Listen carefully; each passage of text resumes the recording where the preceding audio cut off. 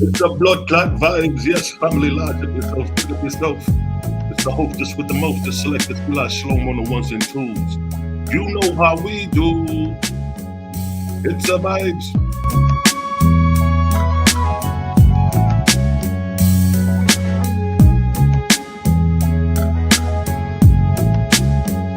It's the blood clot vibes, yes, family.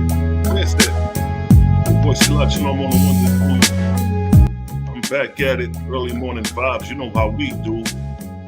It's the blood clot vibes. Yes, family. Mahal Messiah, Dreadful Cosmon Messiah. Eric Jawi, Honor Humility Messiah, Dreadful Cosmon Messiah. Lodge up to the Creator Gang. Before we get started. Bittersweet Herbals, where the taste is bitter, but the results are sweet. Bittersweetherbals.com. Run the rhythm. Bittersweet Herbals, where the taste is bitter, but the results are sweet. Bittersweetherbals.com. Make sure to get your bitters. You done know the order, yes? You know what I mean? Boy, Selah Shalom decided to go live. You know what I mean? Tomorrow, Wednesday, 8 p.m., we got the debate with Malachi Maccabee and Tazariak. This side to be interesting. Mally, I sent the your boy be doing that Car Chronicle stuff. So, I seen that he was talking about the debate, so I tapped in to see what nigga was talking about. And just from the little bit I heard, I don't think he got them ready, yo. Because he was saying that the crazy thing is, like, he was saying that he was looking outside the Bible to prove his sources and points. And, Katazak told him to stay in scripture. So it's funny that he was actually thinking about going outside scripture, where that's Malachi Maccabee's strong point. You know what I mean? It's like, nigga, he got all type of external sources to prove his point. And then Mally, I don't know if you've seen it, but sure enough, the nigga brought up Peter's too, because he was like, so Peter, Paul called Peter his dear beloved. So how you gonna work around that? But he don't know that Second Peter's is not even written by Peter. So that's a good counter react. You already got that bear trap set for that nigga for that one. And then, you know what I mean? Everything else is like, from what I'm hearing, it's like, he really ain't, other than just reading the scriptures, I don't think he really got anything else to stand on to prove his point. Because everybody and their mama know that Paul was hostile towards the disciples. They got PhD scholars, videos on this topic. So it's like, where are your rebuttal videos to that, even just in the previous past? Where are your rebuttal videos to prove that Paul is not hostile? If a nigga telling you to cut off his nuts, that's hostile right there. Like he said, you could have been like, you know what? We ain't gonna rock with the circumcision, but I'll just do my own thing on that. But to say, any nigga who talk about circumcision offered his nuts and all that, yeah, hostility. You know what I'm saying? And the nigga Paul said he was a Roman when he got locked up. He said, I'm a Roman. That nigga did not say I'm a Benjamite. Nor did he not say, I'm from the tribe of Benjamin, but I'm a Roman citizen. Nah, nigga. Lying ass niggas.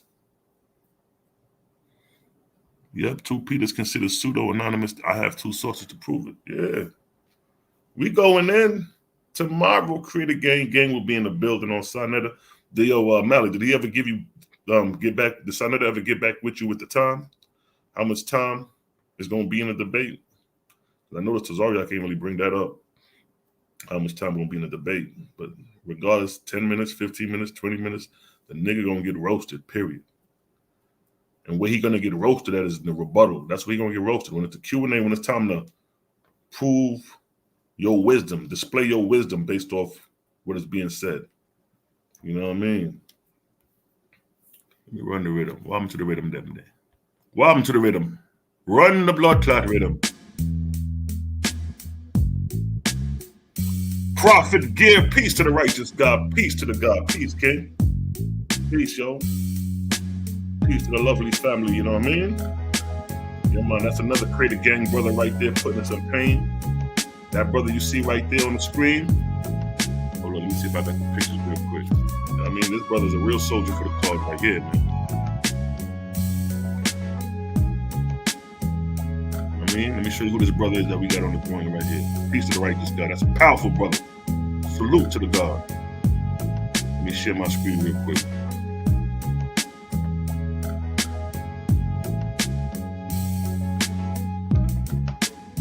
Salute to the God. That brother, that comment you see right there, this brother right here. This brother right here is a school teacher and got the OAHSPEs in the school system. I'm not going to tell you what state he in, nor I'm going to tell you what school, because you got some hating ass niggas out here and some hating ass faithists and some hating ass religious folks. They might try to do otherwise. But we want to show you the influence that we got, Creator Gang got. This brother right here took the initiative to bring the OAHSPE in the school system. Look at that. 1, 2, 3, 4. 1, 2, 3, 4, 5, 6, 7, 8, 9. Look at that. 9 OAHSPEs in the school system. Stop playing with us. Huh?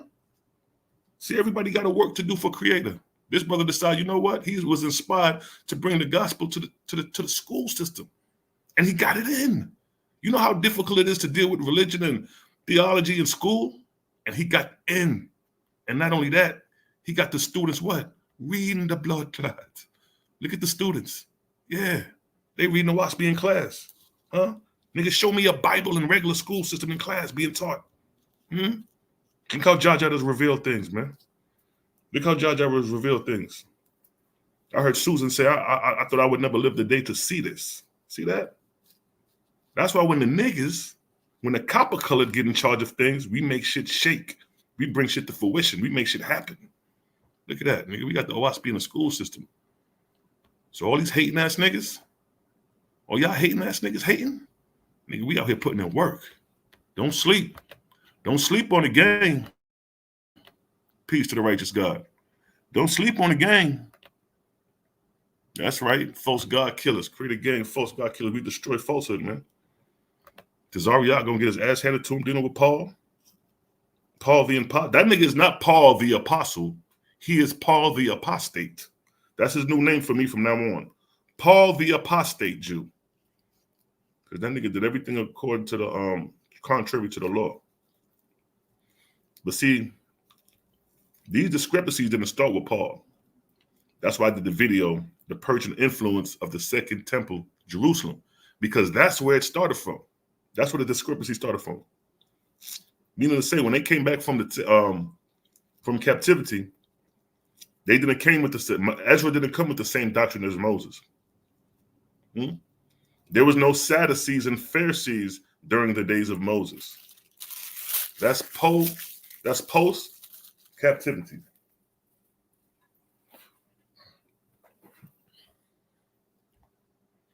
Lawless, sawless, apostate Paul. Yes, man. Yes, man. When you say, Kev, it is easier to build strong children. Exactly. Even the OAHSPE say that. He said, nigga, don't waste your time with these grown folks. Don't school the kids. Raise up the children. Because they gonna get it. They gonna get it. They gonna get it, yo. Hold on one second. Let me grab something to drink. Quick fast.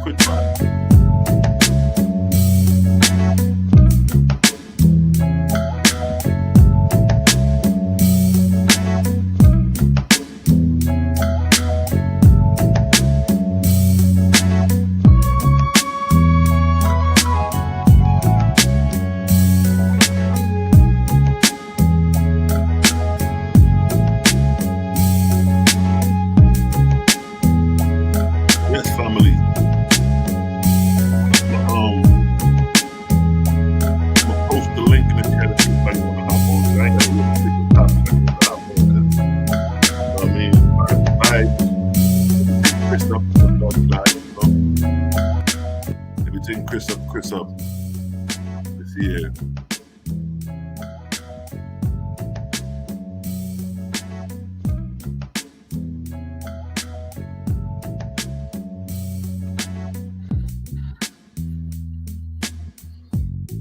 So we're gonna see how this debate goes. This is gonna be real interesting. Niggas out here defending slave master.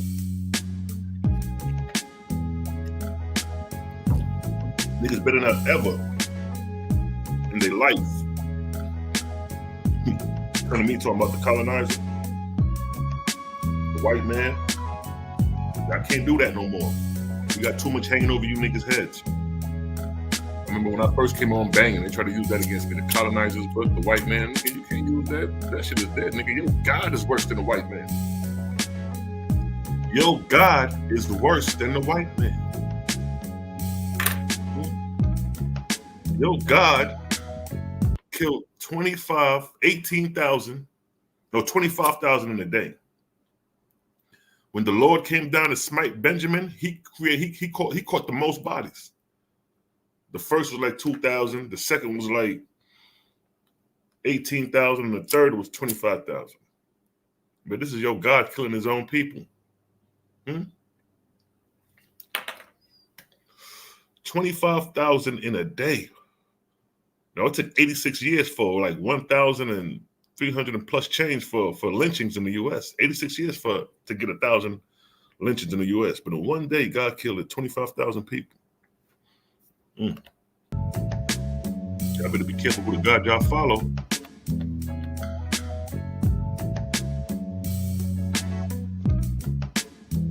Yeah, exactly. It's gonna be a story. Paul the Apostate. Now these niggas are supposed to be defenders of Paul, right?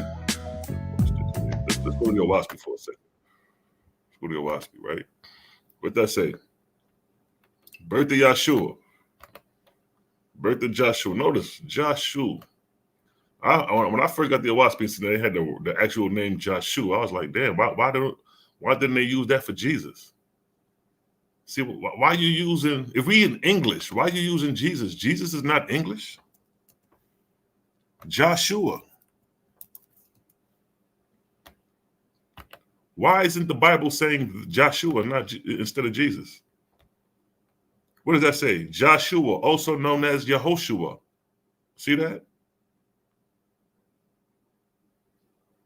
See? Yeshua. The only thing different is just the J. The J switched to a Y. But where do we see Jesus at? How does Jesus become, how do we get Yeshua and then all of a turn we screaming Jesus? In Hebrew, Yeshua, it means Yahweh is salvation. Or Yasu, that looks similar to what you see here in the OAHSPE. Yasu. But at least the OAHSPE got it right. Y'all calling on Jesus. Look what it say. Look what it say. The English name Joshua is a rendering of the Hebrew Yeshua. See that? So if the English name Joshua is a rendition of the Hebrew Yeshua, why are we saying Jesus in English? Nigga, we don't speak Latin and Greek. We speak English. Joshua is the correct name, not Jesus. You got the whole world screaming Jesus, which is not the correct name. Jesus doesn't even have no value. The only value that the word Jesus has, as you know, I've been pointing out, is pig. Pig. And here's where they try to mesh it. Jesus is the English derivation of the Greek translation of Yeshua, and that's false. That's false. Aisus.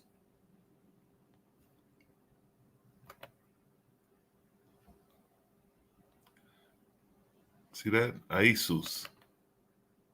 Aisus. Aisus. Watch this. So Aisus broken up into Ai-sus. Sus. Sus.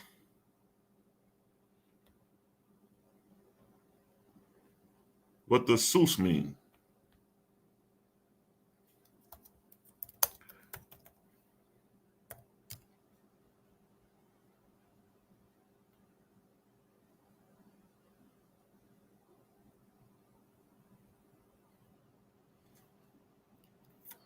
Oh, snap. They got a Strong's for sus. Let me see.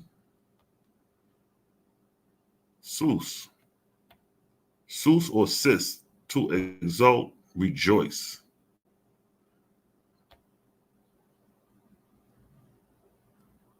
That's interesting. In Hebrew, sus, and it's a primary root word, delight. But this is Hebrew. This ain't even Greek. Interesting nonetheless. But we know that sus. We know what that sus mean in Greek. That's that pig.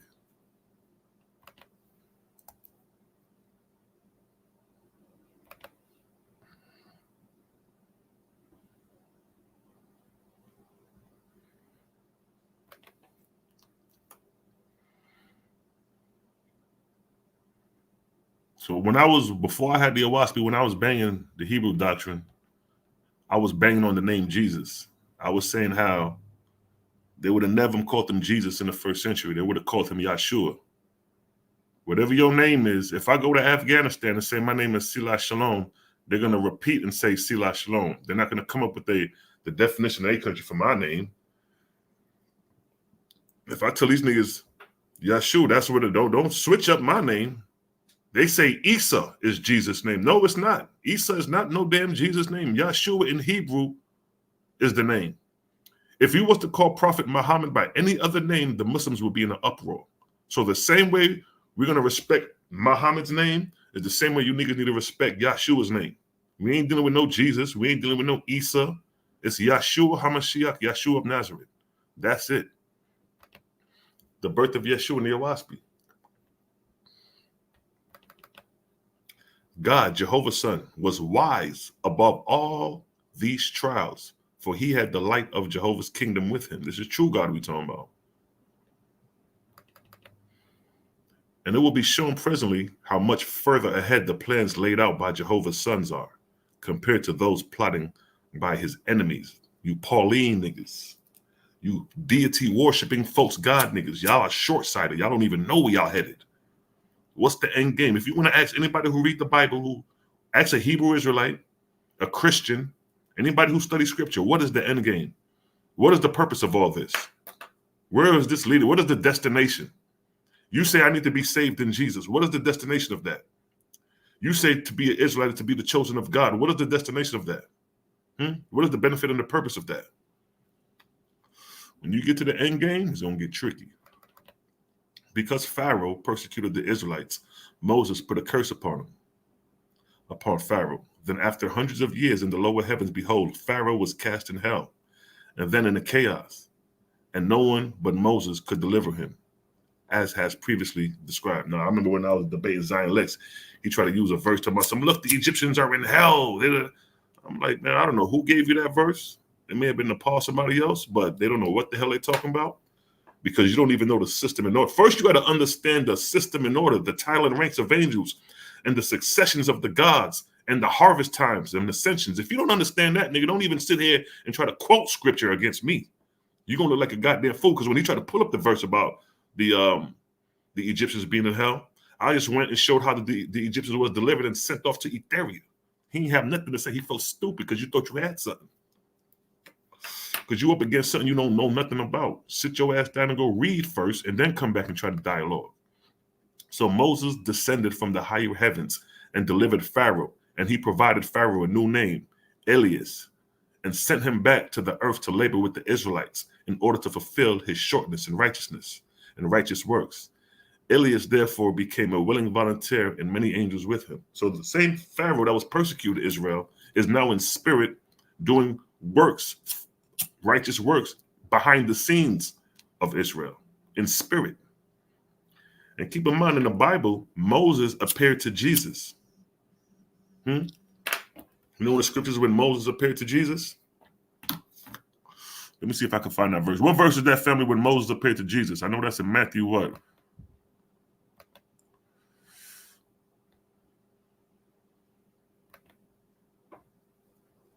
Let me find that verse real quick. Where Moses appeared to Jesus.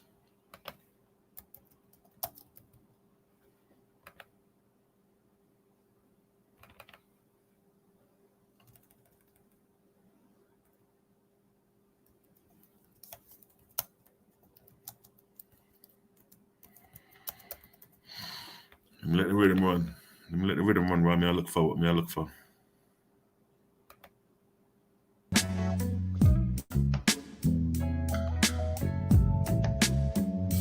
Let's go to Matthew 17. Yeah, Matthew 17. Let's go to Matthew 17.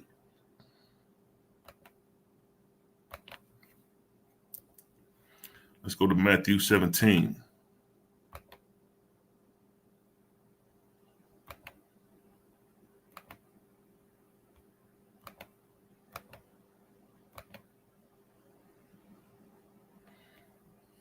Let's go to Matthew 17.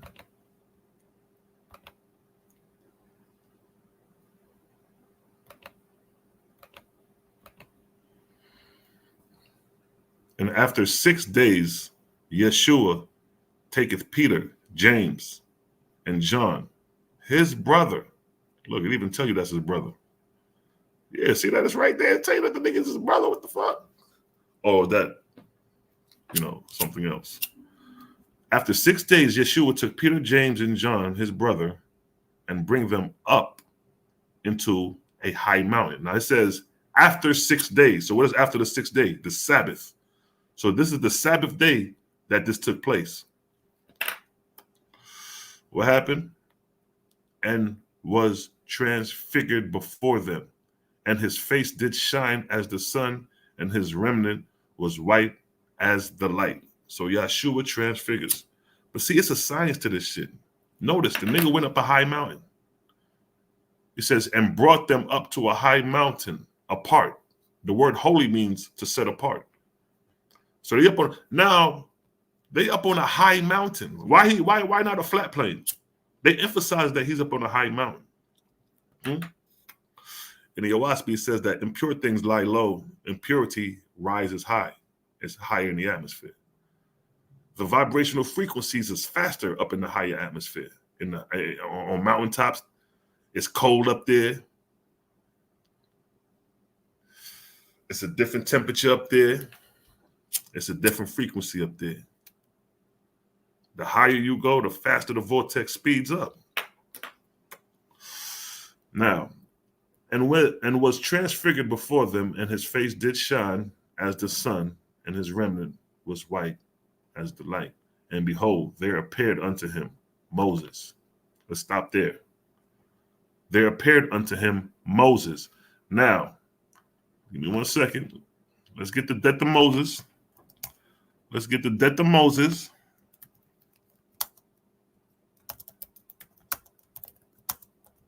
We got time. Let's get the death of Moses. Deuteronomy 34:5. Deuteronomy 34:5. Deuteronomy 34:5.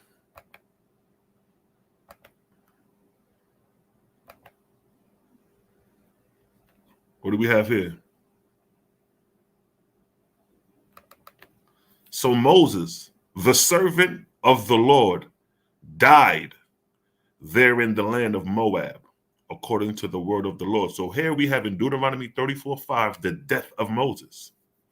But then when we go to Matthew's 17:3, and behold, there appeared unto them Moses. So what is this telling you, family? First off, that Moses resurrected from the dead. That's the first thing. Jesus ain't the first resurrection. He's not the first fruit. This is proof that Moses rose from the dead before Jesus. Enoch was taken up, but he was still alive when he was taken up. Enoch shed his flesh when he got to the third heaven before God. He had to shed that flesh when you read the book of Enoch. But Moses, we got his death in Deuteronomy 34:35.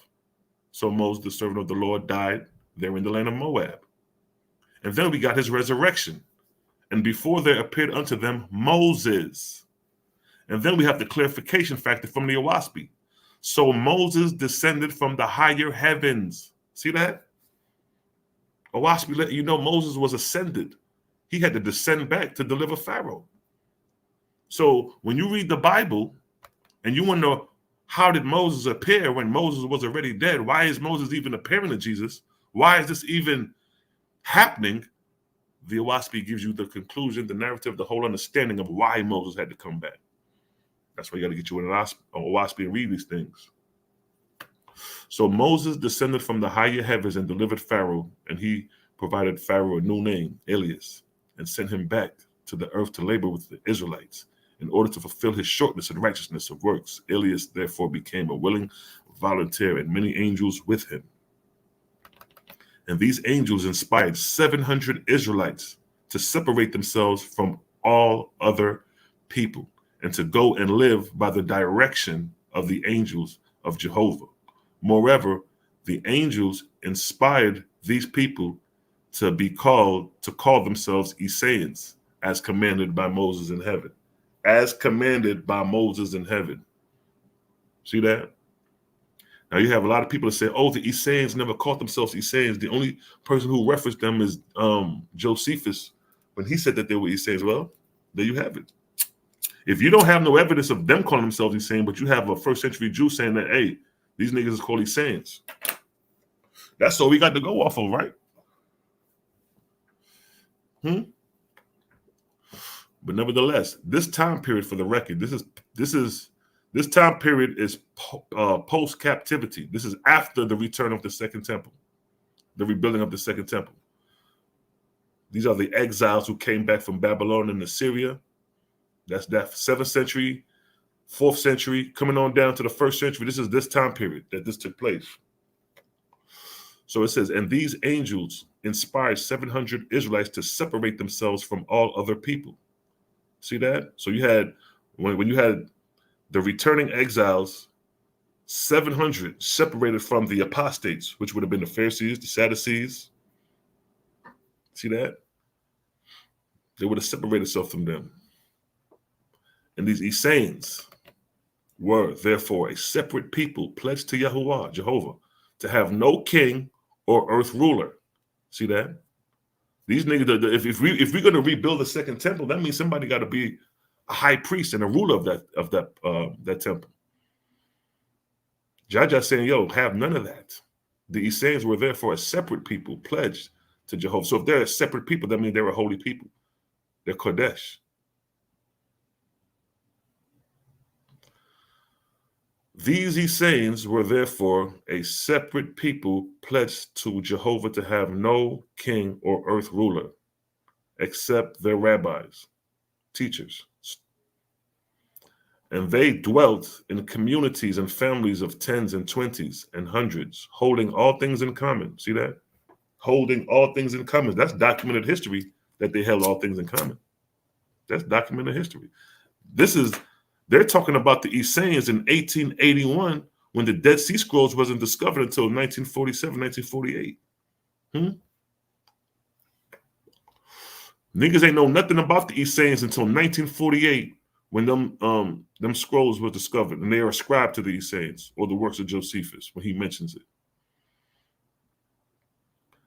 But in marriage, they were monogamic, nor would they have more than one suit of clothes each. And they lived on fruits and herbs only. Let's stop right there. Let's stop right there. They lived on fruits and herbs only. See that? These niggas were vegetarian. Now keep in mind, Yahushua came out of this set called Essenes. So when Yahushua was born, he comes from a line of herbivores and fruitarians. That's how you raise up those capable of hearing the voice of Creator. By you starting to be, you started off. You become vegetarian. Your wife become vegetarian. When you have kids, they become vegetarian. When they grow up and marry, make sure that their mates are vegetarian. So when they have kids, their kids are vegetarian. You do that for about 3 or 4 generations, that child going to raise up all tapped into the spirit world because his body is pure. His body is pure from the meat. Meat detracts you. Meat slows down blood circulation. Meat causes uric acid in the blood. So how are you going to be a meat eater talking about you holy and pure? A lot of meat eaters don't believe in spirituality. They don't have no connection to it because the carnivore's diet distracts you from spirituality.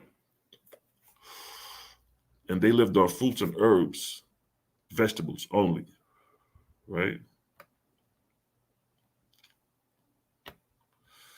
Nor did they eat fish or flesh of anything that had breathed the breath of life. See that? These niggas wasn't meat eaters.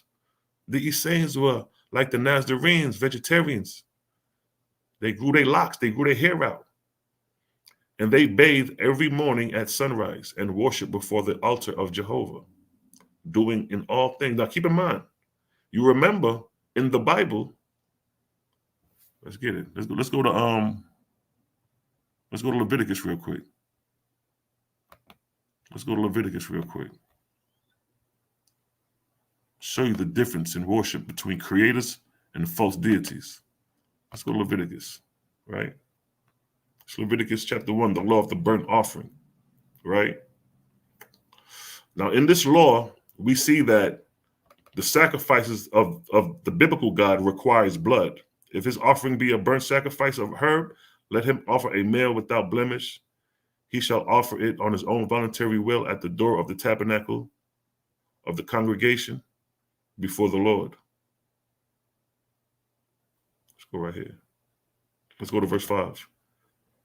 And he shall kill the bullock before the Lord, and the priest, Aaron's son, shall bring the blood and sprinkle the blood round about the altar. Stop there. The altar. These niggas is playing with blood around the altar, while the OAHSPE is showing you that this sect of Israelites, they didn't eat meat, they were herbivores. So when they worshipped before the altar of Jehovah, it was no flesh and blood. If they was commanded not to eat meat, hold on. There we go. All right, if they was commanded not to eat meat, how are you going to offer up sacrifices to your, you know what I mean? How are you going to offer up sacrifices to the Lord, killing animals by the altar, by the door of the tabernacle of the congregation, but in the OAHSPE saying like, nah, nigga, nah, we worship before the altar and there ain't no blood being spilled. So I'm showing you the two worships going on. Those worshiping the Creator, spilling no blood, eating vegetables as commanded since the beginning. And then you have a God that's telling you to kill. Now keep in mind, the Lord is Jehovah too. See, that's why we got to have a debate against the Jehovah of the Bible and the Jehovah of the OAHSPE. Who is the true Jehovah? I'll take that bait. Anybody who want that debate, step it up. Now, when we hit the Strong's Concordance for the Lord, what that say? What that say? Right there, Jehovah. Right there, Jehovah. So in the Bible, this Jehovah got you killing bullocks. While in the OAHSPE, this Jehovah is requiring you not to kill or eat animals. Look what it states. Nor did they eat fish or flesh of anything that had breathed the breath of life. So if they're not eating the flesh, they ain't got no reason to kill it either. And to offer it to an offering to a God that's telling you, nah, nigga, don't eat meat.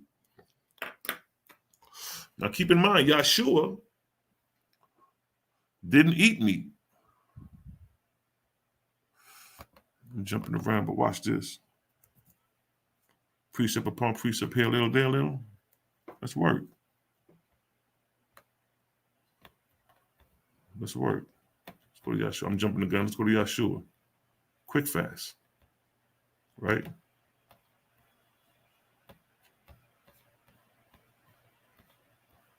What Yahushua say? Now look what it say right here.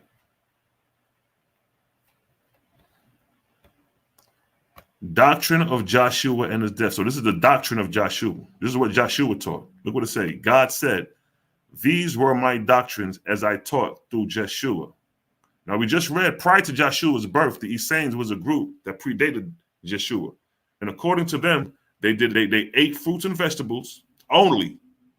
And I'm glad they put that only right there to let you know, no, they wasn't mixing no herbs. I mean, no meat with the herb. No, these niggas was eating fruits and vegetables only. And this, keep in mind, this is a command from Creator. Nor did they eat fish or flesh of anything that had ever breathed the breath of life. Now, this is what they're saying. Now, when we come to the doctrine of Yahushua, what does Yahushua have to say about that? Does he contradict that, or does it coincide? Verse 44, 4, what does that say? What does that say? This is Yahushua talking. You shall eat no flesh of any animal, fish, bird, fowl, or creeping thing that Jehovah created alive. See that? Same thing. Same thing that coincide with the Essenes. nor did they eat fish or flesh of anything that had breathed the breath of life. So by the time Yahushua is born, coming out of the Essenes, he's preaching the same doctrine. You shall eat no flesh of any animal, fish, bird. Now he said, you shall not eat those things. So if you're not eating those things, you ain't killing those things. But in the Bible, it's telling you this. And he shall kill the bullock before the Lord, and the priest Aaron's son shall bring the blood. These niggas is playing with blood, sprinkling blood around about the altar. Round about the altar. Huh? Round about the altar. Look what they say. And they bathe every morning at sunrise and worship before the altar of Jehovah. Their worship didn't require shedding blood. Huh? Doing in all things in the manner of the ancient faithists, by virtue of the angel hosts who were with them, they did these things, and they were held communion with the angels of heaven every night before going to sleep. See that? See the levels that they on? You can't be on these levels if you're following a God telling you to kill bullocks. And Yahushua, again, you shall eat no flesh of any animal, fish, bird. Now, how many times we say, well, I don't eat meat, but I'll eat fish. You know what I mean? Fish. That was me before I stopped eating fish. I don't eat meat, but I still eat fish. Fish is refined. It comes out the water, da. When I read the OAHSPE and it says not even fish, I was like, yeah, this definitely is a higher light. Because if it's telling you to eat no animals and no fish, but to eat fruits and vegetables, and when you understand health, and when you understand that fruits and vegetables are alkaline, and when you understand that alkalinity is a negative charge, and your body requires a negative charge because your blood is 7.34 alkaline, which is a negative charge, and all fruits and herbs are negative charge, you begin to understand why creators say that. Because by keeping that negative charge, by keeping that blood pure, you're going to have a direct line to Creator through his angels. You can hear the voices. You may have heard them shits and didn't even know that's the angels talking to you. You think it's you talking to yourself. But until you become aware of that, you'll never know. And you shall dwell in families in the manner of the ancient Israelites who held all things in common. The ancient Israelites he's talking about is his ancestors, the Essenes. He's talking about the Essenes. Look, these Essenes, this is like 400 years before Yahshua's birth. This is during the return of the exile. So we're talking 5th century BC coming on down. So his ancestors that he's referring to is the Essenes. He ain't talking about the ancient Israelites from the time of Moses. He's talking about the ancient Israelites that predates him 200, 300, 400 years prior to his birth. These are the people he's referring to. Look what Yahushua said. You shall dwell in families, communities, in the manner of the ancient Israelites who held all things in common. Now, when we look at the Essenes, what did it say? What did it say? What did it say? And they dwelt in communities and families of tens, 20s, and hundreds, holding what? All things in common. This is what Yahushua was referencing when he's referencing the ancient Israelites, his ancestors, the Essenes, who set apart themselves from the rest of the apostate Israelites and lived on a pure diet. They didn't eat no animals. So I'm showing you what Yahushua is saying, and his doctrine is coinciding to what his ancestors said, the Essenes. And they dwelt in communities and families of tens, 20s, and hundreds, holding all things in common. What did Yahushua say? You shall dwell in families, communities, in the manner of the ancient Israelites, who held what? All things in common. See that? He's preaching the Essene doctrine. You shall have no king or queen, nor bow down and worship to any except your Creator. What did the Essenes say? What did the Essenes say?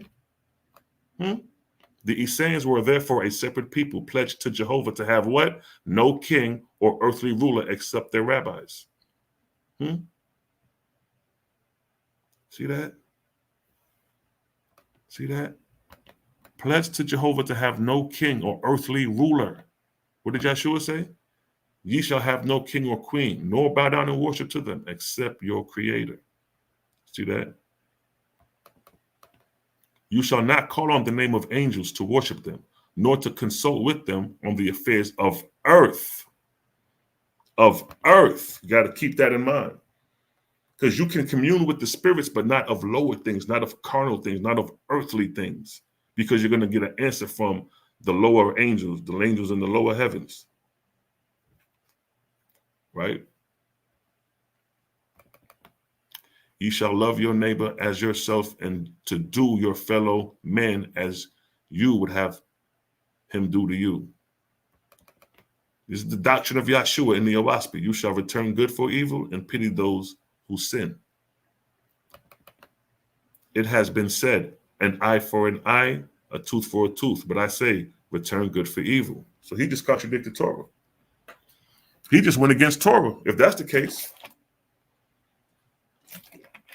Yeshua is challenging Torah by making that statement. Because in Torah, it say, eye for an eye, and then you hit that nigga back. But Yeshua say, but I say unto you, return good for evil. Now, for those who study OAHSPE, as you know, at this time, first century, Yeshua is preaching against Torah. But who compiled Torah? I mean, Tanakh. Who compiled Tanakh at this time? Ezra compiled the Tanakh, 450 BC at the Great Assembly. It's from that Great Assembly that you get the splinter groups, the Pharisees, the Sadducees. Antigonus is the one who's responsible for the Essene, the Sadducees sect. And basically the Pharisees and the Sadducees came up out of the Great Assembly. The Great Assembly is when they legislated laws. They came up with the doctrine under Ezra.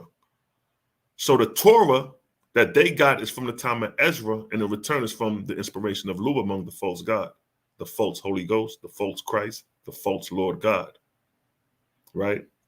So by him saying, but I say unto you, return good for evil, is dealing with the higher law, dealing with the laws of Creator, where you don't use force against force, or you don't use evil for evil. You know what I mean? You return good for evil, or you get the hell out of evil way. Look at what it say. And if a man hits you on the cheek, turn the other to him also. He's showing you non-resistance. That's what he's showing you. Because those who serve Creator are non-resistant. They don't go to war. As corny as you may think that shit may seem, as weak as you may think that shit may seem, it's a benefit and a spiritual ascension that comes with moving non-resistance. But the reason we can't do it because we're still carnal. We still carry that beast spirit. The beast of you hit me, I kill you. You see what I'm saying? But when you can return good for evil, and I've seen that before. How many videos on YouTube you've seen with people fighting? And you may see one video where somebody won't fight back. They'll get hit. They just won't fight back. That's the example of non-resistance. As cowardly as that may seem, when they don't fight back, you start to look at the fighter as the bully. Like, man, this nigga not even fighting back. Leave that nigga alone. You start thinking like that. See that? See the psychology even behind that? Creator's people are non-resistance. The man shall have only one wife, and the woman only one husband. This is Yeshua talking. You got Israelites running around with 2 and 3 wives. Talking about the Bible say so. Yeshua said one wife, one husband. And as the children honor the father, so will the family be blessed with peace and plenty. Now, these are the doctrines of Yeshua. Let me skate down to this one right here. Do not call on the name of any God or Lord in worship, but worship Jehovah only. See that? It says, do not call on the name of God. Let's stop right there.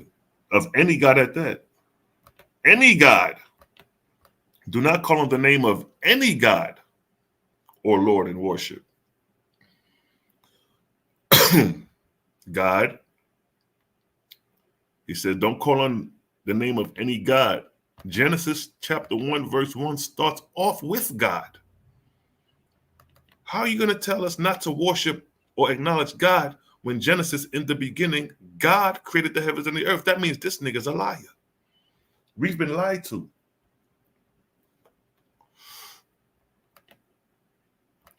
Yeshua said, do not call on the name of any God. Genesis chapter 1, in the beginning, God created the heavens and the earth. But worship Jehovah only. See that? But the Jehovah in the Bible, when we go to 2:4, Genesis 2:4, the Jehovah of the Bible right here is associated with God. It says, the Lord God. They associated Lord, which is Yahuwah, creator, with and deity, Elohim.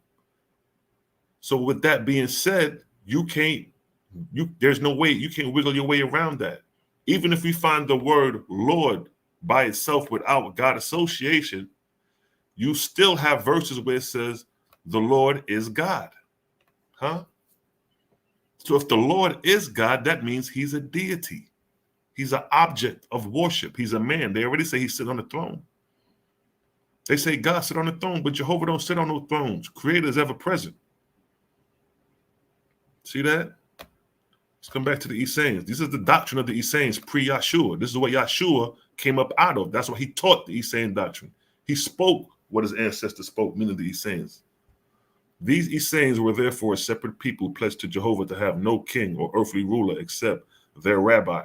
And they dwelt in communities and families of tens, 20s, and hundreds, holding all things in common. But in marriage, they were monogamic. Nor would they have more than one suit of clothes each. And they lived on fruits and herbs, vegetables only. Nor did they eat fish or flesh of anything that had ever breathed the breath of life. And they bathed every morning at sunrise and worshiped before the altar of Jehovah, doing in all things in the manner of the ancient faithists, Israelites, by virtue of the angel hosts who were with them. They did these things, and they held communion with angels of heaven every night before going to sleep. See that? Not the angels of earth, but the angels of heaven. Meaning what? They was being taught spiritual things. If they're communicating with the angels, that means they're being taught the oral law. Or oral, they're being taught, I would say orally. I wouldn't even say put law on that. They're being taught orally, because if they're communicating with the angels, they're not writing shit down. They ain't got pen and paper. They ain't got pencil and paper with the angels. Hey, can you repeat that? Yo, Michael, can you repeat that? Yo, Raphael, I missed that. No. Mouth to ear, they're learning. And when you learn like that, it's better for your memory. When you learn without writing things down, you can memorize it easier. Angel communion. Elias had said, because I persecuted the faithless, the Israelites, and raised up my hands against them and against Jehovah Yahuwah, I was instrumental in part for their downfall, for their fall. Now I will labor with them to reestablish them in purity, love, and so he labored. See that? What you reap is what you sow. The same nigga who persecuted the Israelites in the basically Amos the first. This is basically supposed to be Amos the first, technically, historically speaking, because Amos the first is the one who expelled the Hekakasut, the foreign rulers, out of Egypt. 15th century BC, 1546 BC, back then. So Moses had to come back and redeem him, send him back to do righteous works for the same people he persecuted 1,500 years ago or 1,000 years ago. And Elias and his angels, hosts, made the camps of the Essene their dwelling place, watching over these few Israelites day and night for hundreds of years. Yes, without leaving them, these faithful angels guarded them from all the warring hosts of angels belonging to the armies of who? Baal, Ashtaroth, and to the truant gods, Luamung and his hosts. So like I said, this time period is 7th, 6th, 5th, 4th century BC. This is around that time period that the Essenes came on the scene. Post-captivity, after the captivity. After they returned from captivity is when the Essenes was established. See that? OAHSPE gives you insight on these Essenes and the spirituality behind their influence. Look at that. We're not just talking about earthly history. We're talking about angels who are inspiring these Israelites. See that? But who they was warned against? Baal, Ashtaroth, So now listen. Listen. Baal is where? Baal is who at this time? Baal is in Greece at this time. Baal is rocking out with the Macedonians and the Ptolemies at this time. He under their banner, under the auspice of Zeus. Ashtaroth is Persia. She the one behind the captivities, the Assyrian captivity and the Babylonian captivity. She was the presiding deity over Persia at the time. And then you got Luamung. Luamung had Jerusalem. Luamung had Jerusalem. He had Canaan. That was his stomping ground. So there go your triangular war right there. Baal, Ashtaroth, and Luamon. Baal had inspiration over the Macedonians and Ptolemies. Ashtaroth had inspiration over the Babylonians and the Assyrians. And Luamon had inspiration over the Israelites. Because it was Luamon who inspired Ezra to compile the Tanakh, and it was Ezra who came back to Jerusalem with the Tanakh after the second temple was built, or during the time period. See that? So the Jews that was against Yeshua was under the inspiration of Luamon. Because Jerusalem is Luamon's headquarters at this time. See how that worked? That's why when you know the OAHSPE, you can synchronize the spiritual side of this outside of just the physical history. And though the Essenes lived in great purity of body and soul, yet they were evilly slandered by the world's people all around them. See that? Them niggas had their back against the wall. What Tupac say? All eyes on me? Back against the wall and all that? Yeah. That's it. And the Essenes lived in great purity of body and soul, yet they were evilly slandered. Evilly slandered. See, niggas are slanderous. When you remember in Nehemiah, let's go to Nehemiah. Nehemiah 7. Evilly. Let me show you how they slander niggas. Nehemiah. Just verbally speaking. It's Nehemiah 4. Is it Nehemiah 4? Was it Nehemiah 7?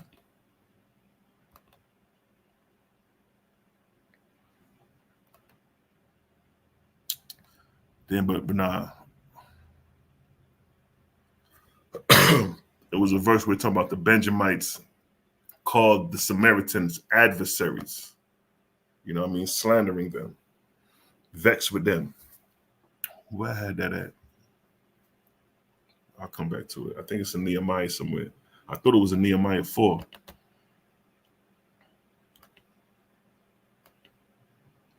I thought it was Nehemiah 4.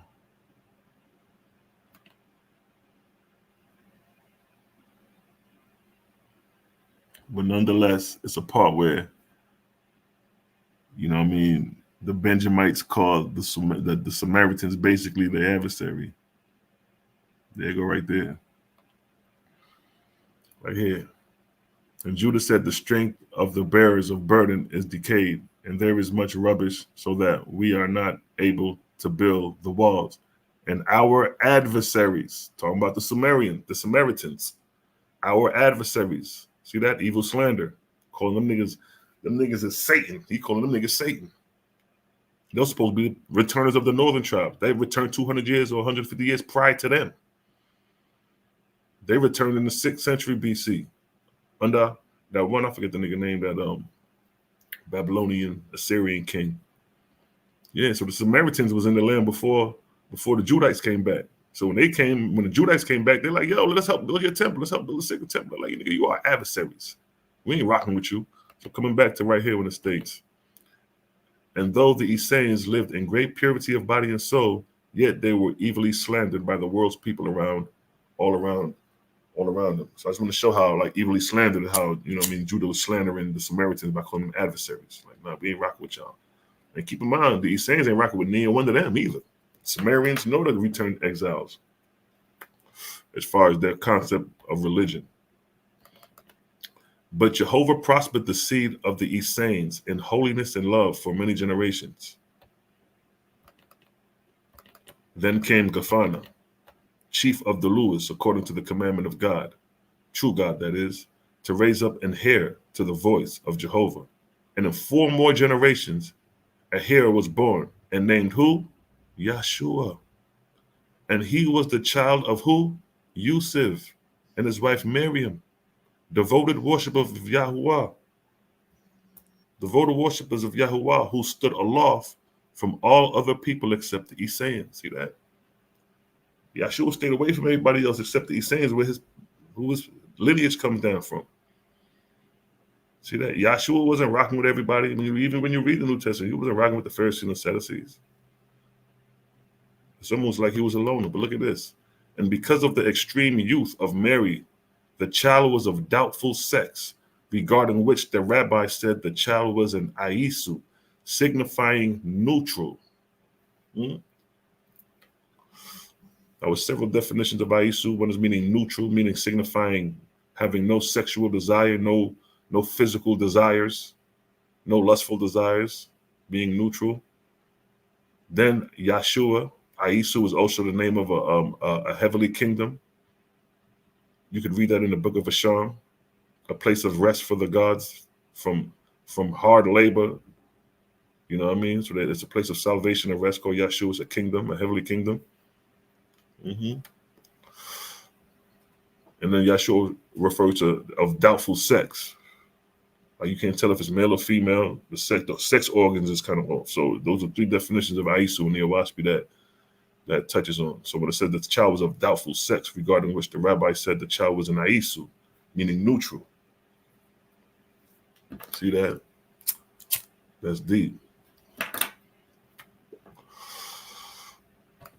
The time of the birth of the child was 3 days after the descent of a heavenly ship from the throne of God. And many of the Essenes looked up and saw the star, and they felt the cold wind of the higher heavens fall upon the place and around the tent where the child would be born. And they said to one another, Emmanuel, Jehovah remember us. See that? Jehovah remember us. But Emmanuel is God remember us. Emmanuel, because you got L at the tail end. But look, this was a what? This was a heavenly ship from the throne of God. So when you look at the whole baby Jesus being born, the Star of Bethlehem, basically,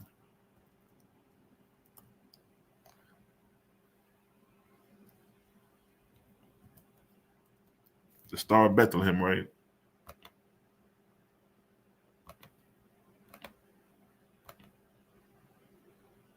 See that? The Star of Bethlehem. OAHSPE is telling you, because remember, this star just appeared. The star just appeared. What's the biblical verse? We're talking about the Star of Bethlehem. Let me get that.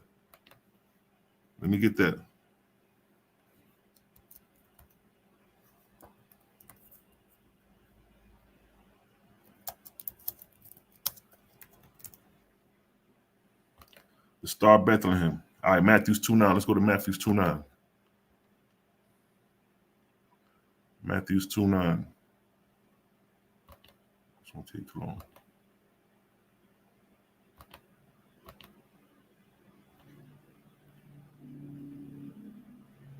Right here. Hold up before I go there. All right.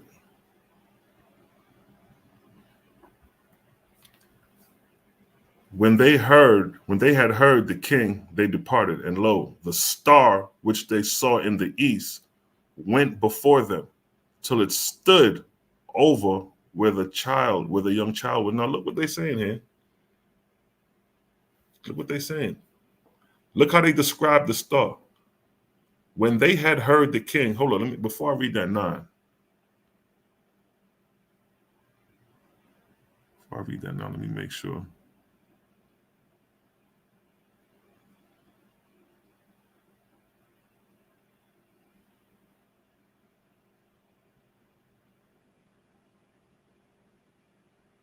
All right, I knew it was another mention of the star prior to that verse.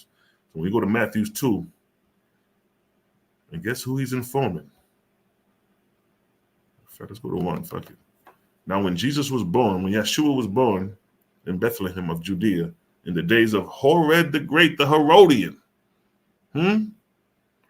behold, there came wise men from the east to Jerusalem. Now, wise men came east of Jerusalem, depending on how far we go. East of Jerusalem, if we keep going it's going to lead us to the Tigris and Euphrates. That's Persia. So this could be Persian men coming, unless they're talking about like east of Jerusalem, meaning like the Jordan side, maybe still within the parameters, but who knows? They don't say. Saying, Where is he that is born King of the Jews? For we have seen his star in the east and are come to worship him. So this is the first mention. They have seen his star in the east. Now keep in mind, this star just appeared. It wasn't there before. It appeared.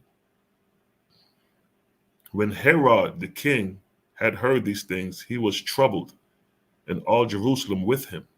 All Jerusalem with him.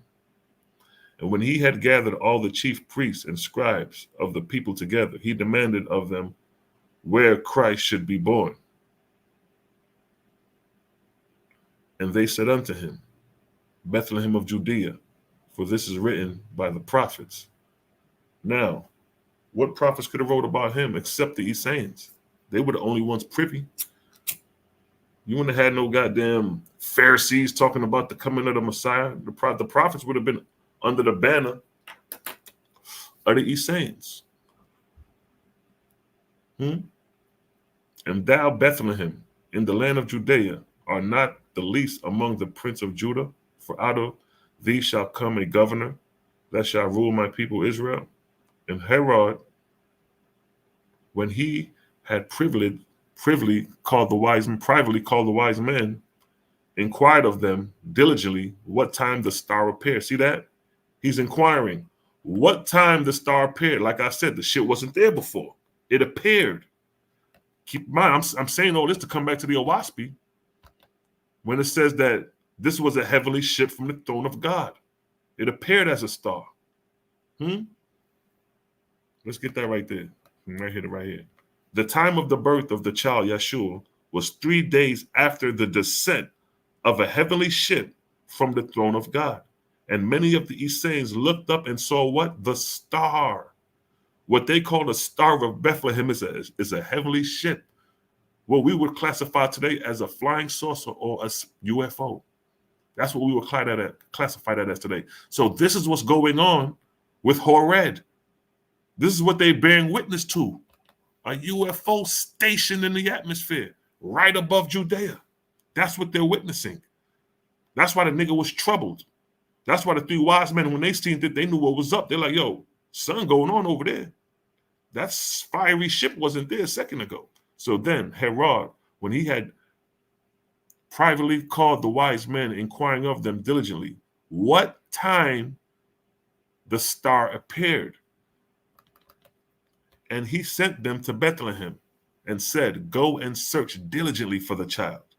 And when ye have found him, bring me word again that I may come and worship him also. So Herod lied. He got another agenda, but check it. Here's the verse. When they had heard the king, they departed. And lo, the star which they saw in the east, listen now, listen to what the next sentence is saying, went before them till it came and stood over where the child was. So they're describing the star moving in the east and stationed over where the child was at. That's what the wise men are saying. That's what they're saying. Lo, the star which they saw in the east went before them till it came and overstood the child. So just the same way when the Israelites left Egypt and there was a star at night and a cloud by the day and it went what? Before them. Same concept. And look what it states. And when they saw the star, the heavenly ship, they rejoiced exceedingly. And when they were come into the house, they saw the young child and Miriam his mother, and fell down and worshipped him. And when they had opened their treasures, they presented unto him gifts, gold, frankincense, and myrrh. And God, being warned of God in a dream that they should not return to Horeb, they departed into their own country another way. So the wise men had a dream, was like, yo, don't go back to Horeb. He got an agenda. They got up out of there. See that? So the Star of Bethlehem is revealed in the OAHSPE which has never been revealed what the Star of Bethlehem is. That's why it's so documented in history, because it was an abnormal event. It wasn't natural. They documented this. That's what Hored said. What time did the star appear? Because obviously it wasn't there before. The time of the birth of the child was 3 days after the descent of the heavenly ship from the throne of God. And many of the Essenes looked up and saw the star. And look what they said. And felt. And they felt the cold wind of the higher heavens fall upon the place and around the tent. See that? When that ship came down, they felt the wind of the high. They said that shit cold. That's why they perceive that it was wintertime. See that? Because what? They felt the cold wind of the higher heavens fall upon the place and around the tent. So if you feel, what's the first thing you're gonna grab your blanket, you're gonna wrap up. This ship just brought cold winds of the higher heavens down. When you go up a high mountain, it's cold. So this is a ship coming down from the third atmospheric realm coming down, bringing the cold with it. To the point they got to wrap themselves up in blankets because of the cold wind. So that gives the impression that it's wintertime. That gives the impression that, oh, Jesus was born in the winter. And then you have the conflicting argument. Well, how could he be born in the winter if they still had the flocks out in the fields? It's not that it was a winter. It was just that this ship brought the cold winds of the higher heavens, and they felt it upon them and around about the tent where the child was born. And they said to one another, Jehovah, remember us. Who was in that ship? Who was in that ship? Gaphana, the chief angel of the Lewis, knew beforehand what the birth would be, and he sent out around the Essene encampment extra guardian angels, and these notified the descending hosts of heaven what was near at hand. See, it's system and order among these heavens. So the messengers from heaven stayed until after the child was born, equating Elias of the time ahead when Moses and Elias, with their hosts, would come to complete the deliverance of the spirits of the Egyptians, whom Moses had colonized in heaven at this ferry. You see, look at that. Just look at that alone, just that verse alone. Look at all that going on in that verse alone. So who was on the ship? Elias, and Moses was on the ship. They bore witness to the birth of Yahushua. Then he came back when Yahushua was teaching on the Sabbath and said, this is my son who I'm well pleased with.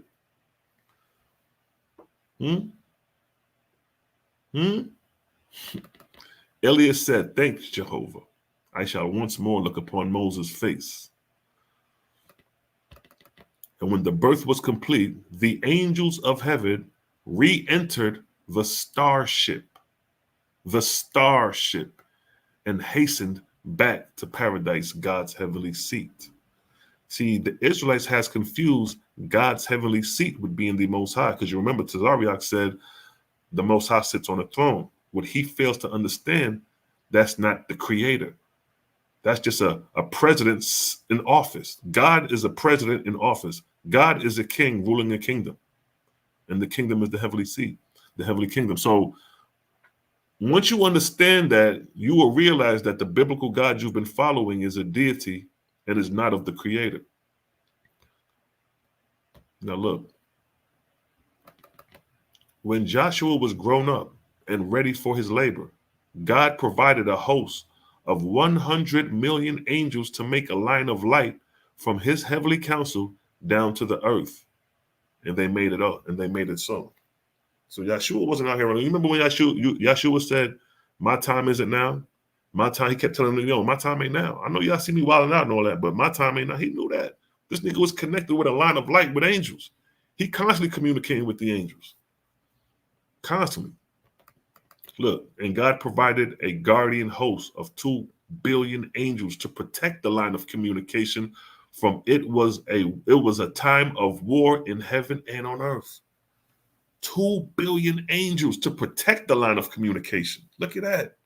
You remember when Yahushua went up on a holy mountain, went up on a mountain alone, It's a couple verses in the Bible where it says Yahshua, Jesus left alone and went up on the mountain alone. Nigga, it's communion time. He getting instructions. All right, this is what's going to be doing next. This was popping next. Even when they say he fasted for 30 days and Satan came to him, it's still spirit communion. See that? But they just showing you the negative side. They ain't showing you that this nigga was guarded by a host of 100 million angels to make a line of light, and then another 2 billion angels to protect the line of communication. Where they talking like this at? Where they talk? All this going on during the time of Yahshua. All you know was the earthly history of what he did. Look what's going on in the unseen realm. This taking place in the unseen realm simultaneously with the seen. Then came Moses from his realm, accompanied by Elias and a sufficient host, and he came to paradise to God on the throne, where due preparation had been made for them. For the heavenly kingdom of God was stirred from the center to circumference when it was heralded aboard that Moses and Elias were coming. These niggas got amped. Oh shit, there come Moses. Oh snap. We gonna see, you talking about the famous Moses? We gonna see him? Yeah, he coming through. Niggas got amped. But look at that. For the heavenly kingdom of God. See that? We understand that this God is not the Most High. He's just a rightful ruler of heaven and earth at the time. But the Bible got you believing that this God is the Most High creator sitting on the throne, and not knowing that's what false gods do. False gods assume to be the creator and got their mortal believers believing that they're the creator. And that's what basically what we try to show. We're trying to differentiate. Like there's a difference between a God and a creator. Your Bible don't explain that. And paradise was like a new heavenly city being exceeded by an influx of more than 1 billion visitors for the occasion. Look at that. Look at that. So it goes, it's talking about when Moses come, how everybody rejoicing and all that. Right here. Let's go right here. What does it say? It says, after that, Moses and his remaining host descended to the earth, to Canaan, to the tribe of Essenes, who had been raised up by Elias, in parentheses, Pharaoh. And great was the meeting between Elias and Moses. The former broke down with emotion. He said, all praise to you, O Jehovah. You have remembered me at last. Because you remember, Pharaoh was out there laboring with the Essenes on earth. He was on the earth plane with him. He was acting as Lord. Because, you know, the position of Lord is over nations and cities. So he watched over these 700 Israelites till they populated, birthed Yahshua. And now Moses is coming to visit. And now they're talking again. Like, yo, I ain't seen you in 400 years ago. Hey, I'm glad to see you again, son. It's good. Moses came to him and said, I have come for you, O Nugan. I have a place prepared for you and your hosts in my Etherian kingdoms. You have done well. And this is the verse I used against Zion Lex when he tried to pull the verse I read earlier when it talked about the Egyptians being in hell. Here now Moses is telling them, same Egyptians, I have a place for you in my Etherian kingdoms. They were delivered. See? You ain't well versed in the OAHSPE to even try to challenge niggas. Then Moses and his hosts drew their octavane spaceship, heavenly ship, down to the angel camp, which was near the camp of the mortals, the Essenes. And they made the light fall upon the boat. And many of the Essenes looked up and saw the octavane, calling it a what? A chariot. There was some flying sorcery and shit going on in the first century. And Moses and Elias went out and stood before Joshua. Now, coming back to Matthew's. Oh, I got to go back to Matthew's. What was it? Matthew 17. That's right. Bong. Back to Matthew 17. See, OAHSPE is revealing the heavenly connection with this situation with Moses returning, the transfiguration. Now look, watch this.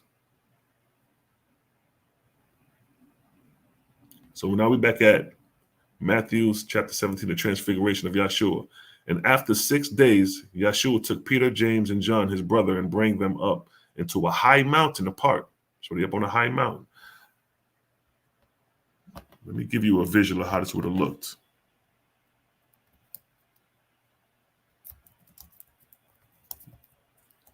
give you a visual of how it would have looked. This is how it would have looked right here. You see them clouds over the mountains like that? Let me get this one right here. See how that look? Hold on.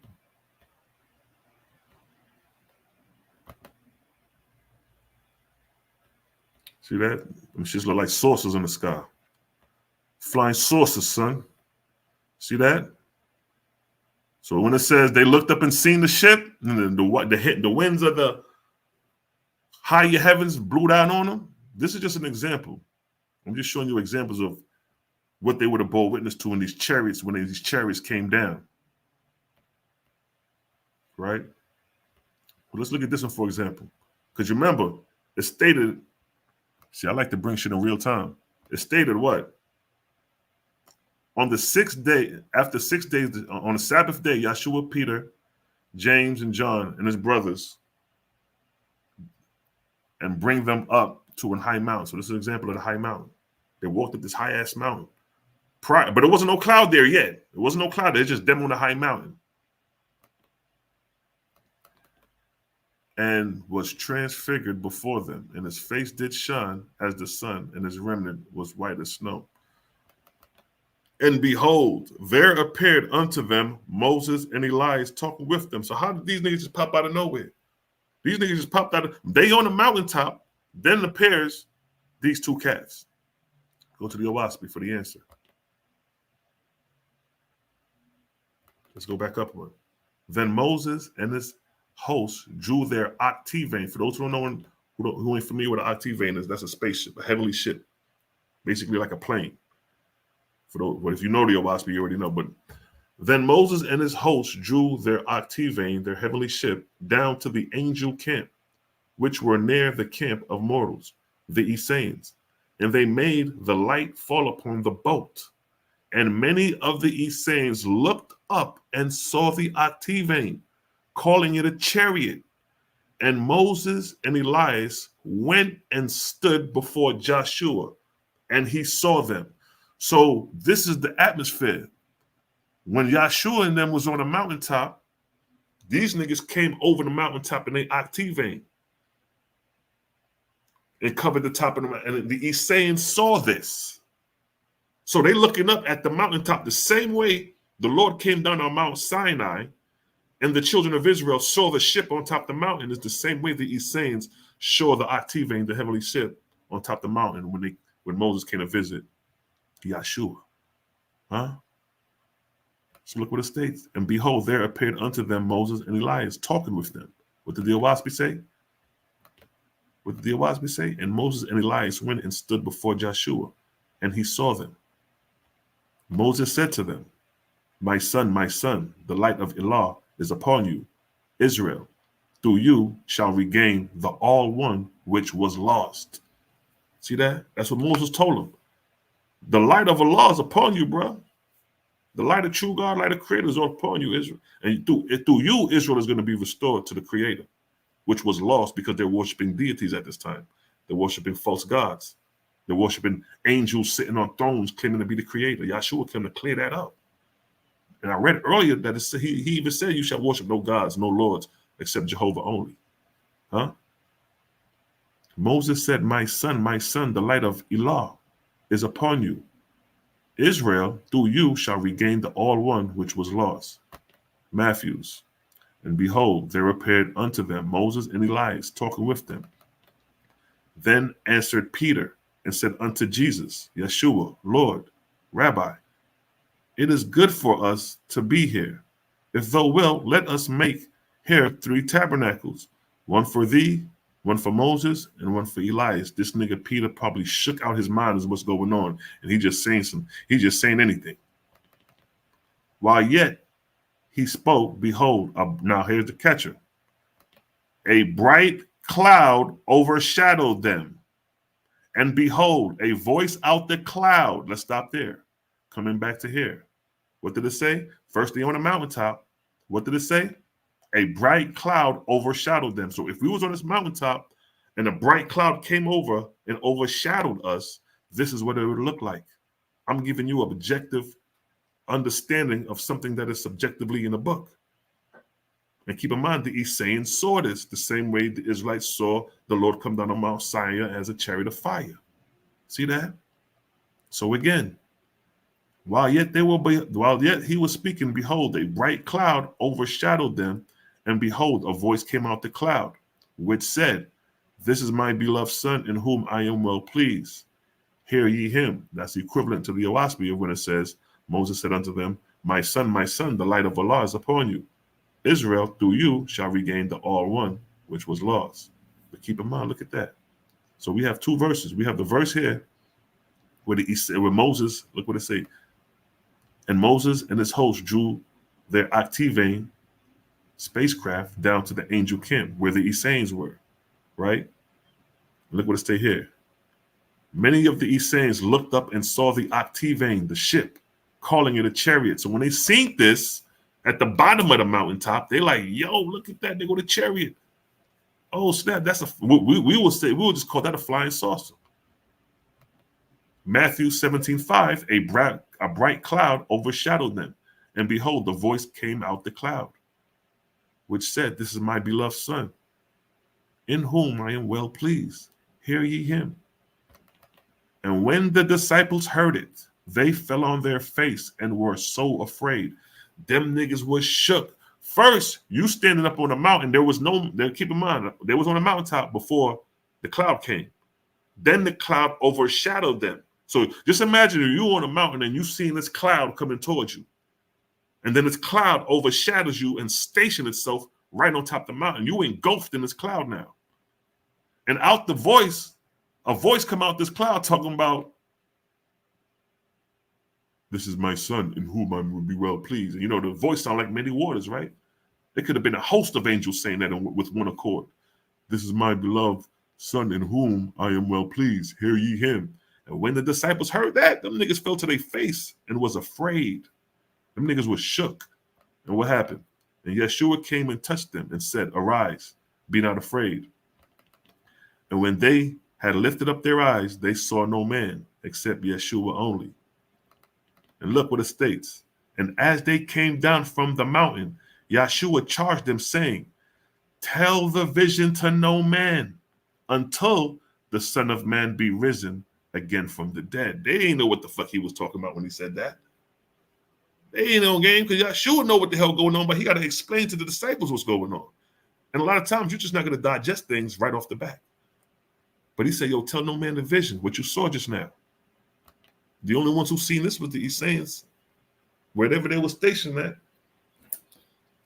But that's what happened, family. The Star of Bethlehem was a chariot. And the visit,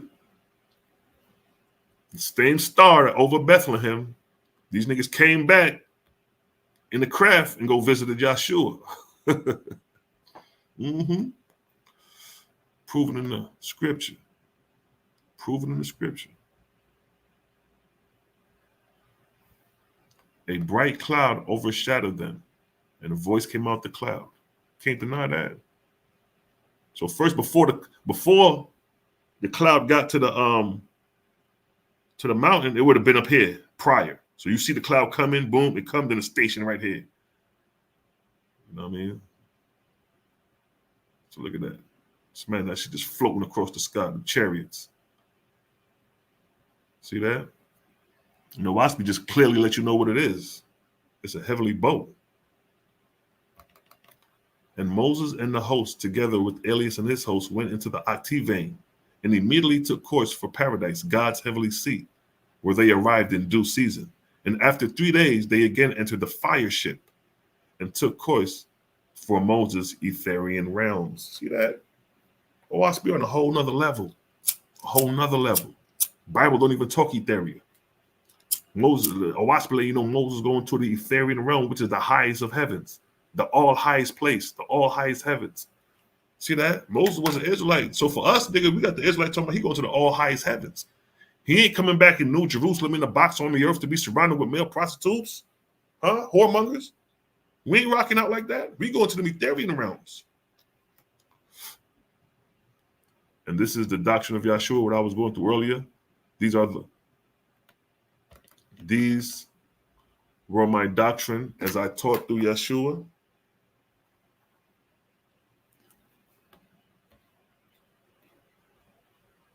We have a brief narrative right here. Joshua was of Israelitish birth and also an Iesu, born near Jerusalem around 2,000 years before Cosmos. His predecessors were the tribes called Essenes or non-resistance. He labored to restore the true Mosaic teachings. Ultimately, he was stoned to death in Jerusalem. See that? He wasn't hung on no cross. That's Roman capital punishment. Being stoned to death is Torah. The hanging of the cross, like, is Zarathustra. When the death of Zarathustra, he hung on a cross. And the OAHSPE got that story in there too, the story of Zarathustra, where he was hung between two thieves. So when Constantine was compiling his story, he took a little bit of here, a little bit of here, a little bit of here, and gave you one story. So now we got to unravel where each story comes from that made the fictional Jesus Christ. Yeshua wasn't fictional. He labored to restore the true Mosaic teachings. Ultimately, he was stoned to death in Jerusalem. He also taught the doctrine of one great spirit only. In the Christian New Testament, it has been supposed that the so-called Sermon on the Mount is a plagiarization of Yeshua's teachings, adapted by the Ecumenical Council under the direction of Emperor Constantine. See that? See that? This is the doctrine of Yeshua. That's what he taught. You shall keep the 10 Commandments of Moses. You shall not engage in war, nor abet war. You shall eat no flesh of any animal, fish, bird, fowl, or creeping thing that breatheth the breath of life, or created by Jehovah. So I just went through this earlier. So I'm just showing you that Yeshua's teachings coincide with his ancient Israelite ancestors, the Essenes. And the Essenes was a group established under Moses through Pharaoh for persecuting Israelites. This is what you reap is what you sow. So he was sowing so he could be redeemed, sent off to Etheria, and start the journey. You feel me? Let's take a break for a minute. Give me a one in the chat if y'all getting this understanding family. Dealing with Yeshua, the secrets of Yeshua, and the Star of Bethlehem, and the heavenly connection. You dig? Run the rhythm. Yes, family. It's a blood clot vibe.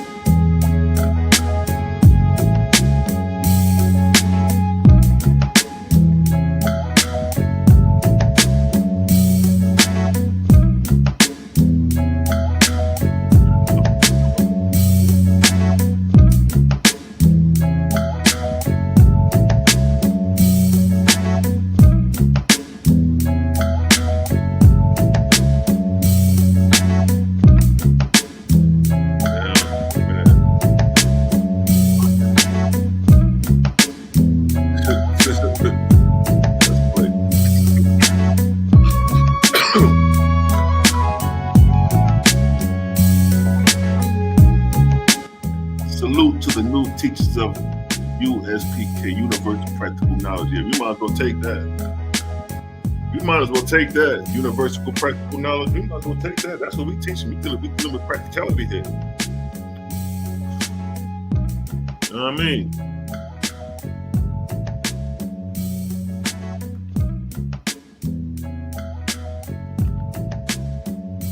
It's a blood clot vibes.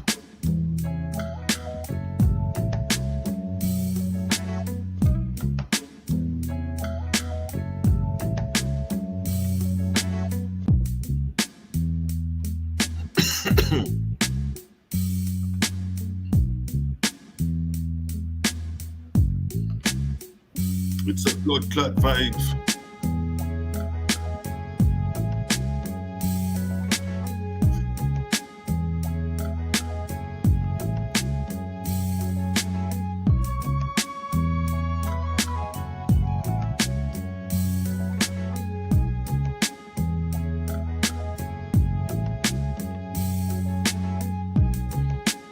Yeah, pull that up for you real quick.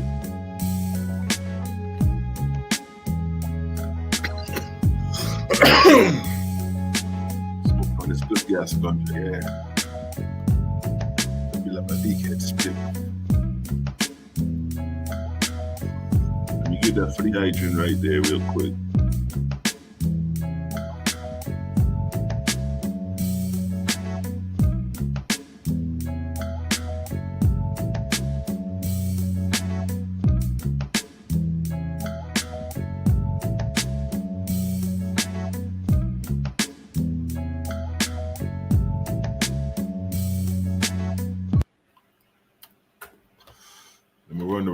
I'm gonna pull that verse up in the OAHSPE where it talks about Yahushua being the heavenly kingdom as well.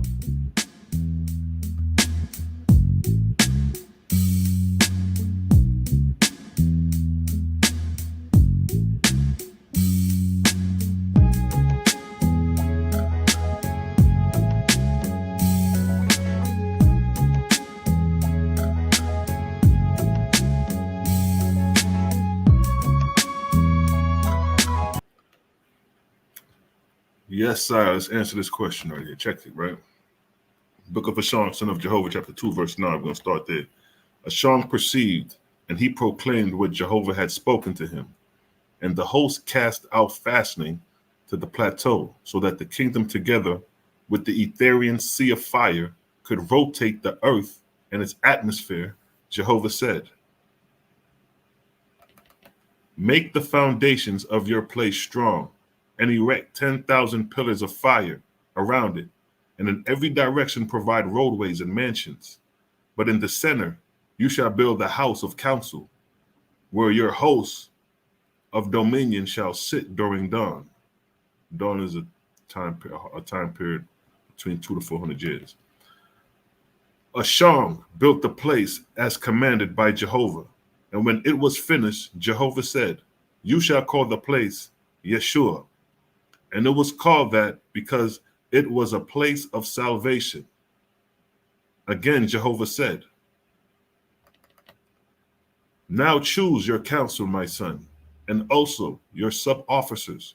And when you have completed the list, leave the sub-officers in Yeshua, while you and your council of 1 million men and women proceed down to the earth and its heaven to cast your eyes upon its inhabitants, for they are in distress.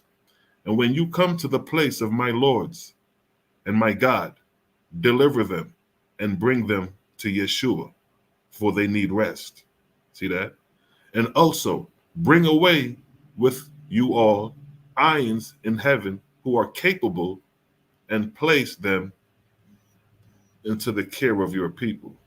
So here, the book of Essenes reveals that there was a heavenly kingdom or a heavenly place called Yeshua, the place of salvation, and it was for the distressed lords and gods at the time, and they needed rest. So they named the place Yeshua. See that? That shit was wild when I first read that. I was like, wow, that's deep. Yes, family. Jehovah's sweet, yes, revealing these vibes. Revealing these heavenly vibes.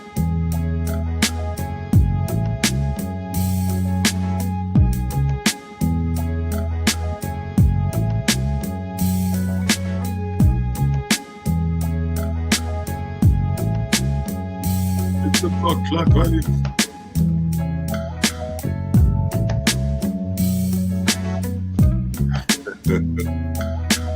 OAHSPE is the heavyweight champion of spiritual books thus far. That's true. I agree. I agree. Let me drop the link. Got Mally in the building. Got the big homie. Uh-oh. It's going down tomorrow, family, at Wednesday at 8 o'clock. It's going in. Malachi Maccabee versus Tazariot. You know what I mean?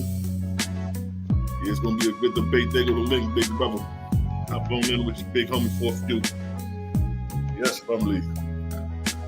That boy Tazari Yakubadi gets slow cooked come tomorrow.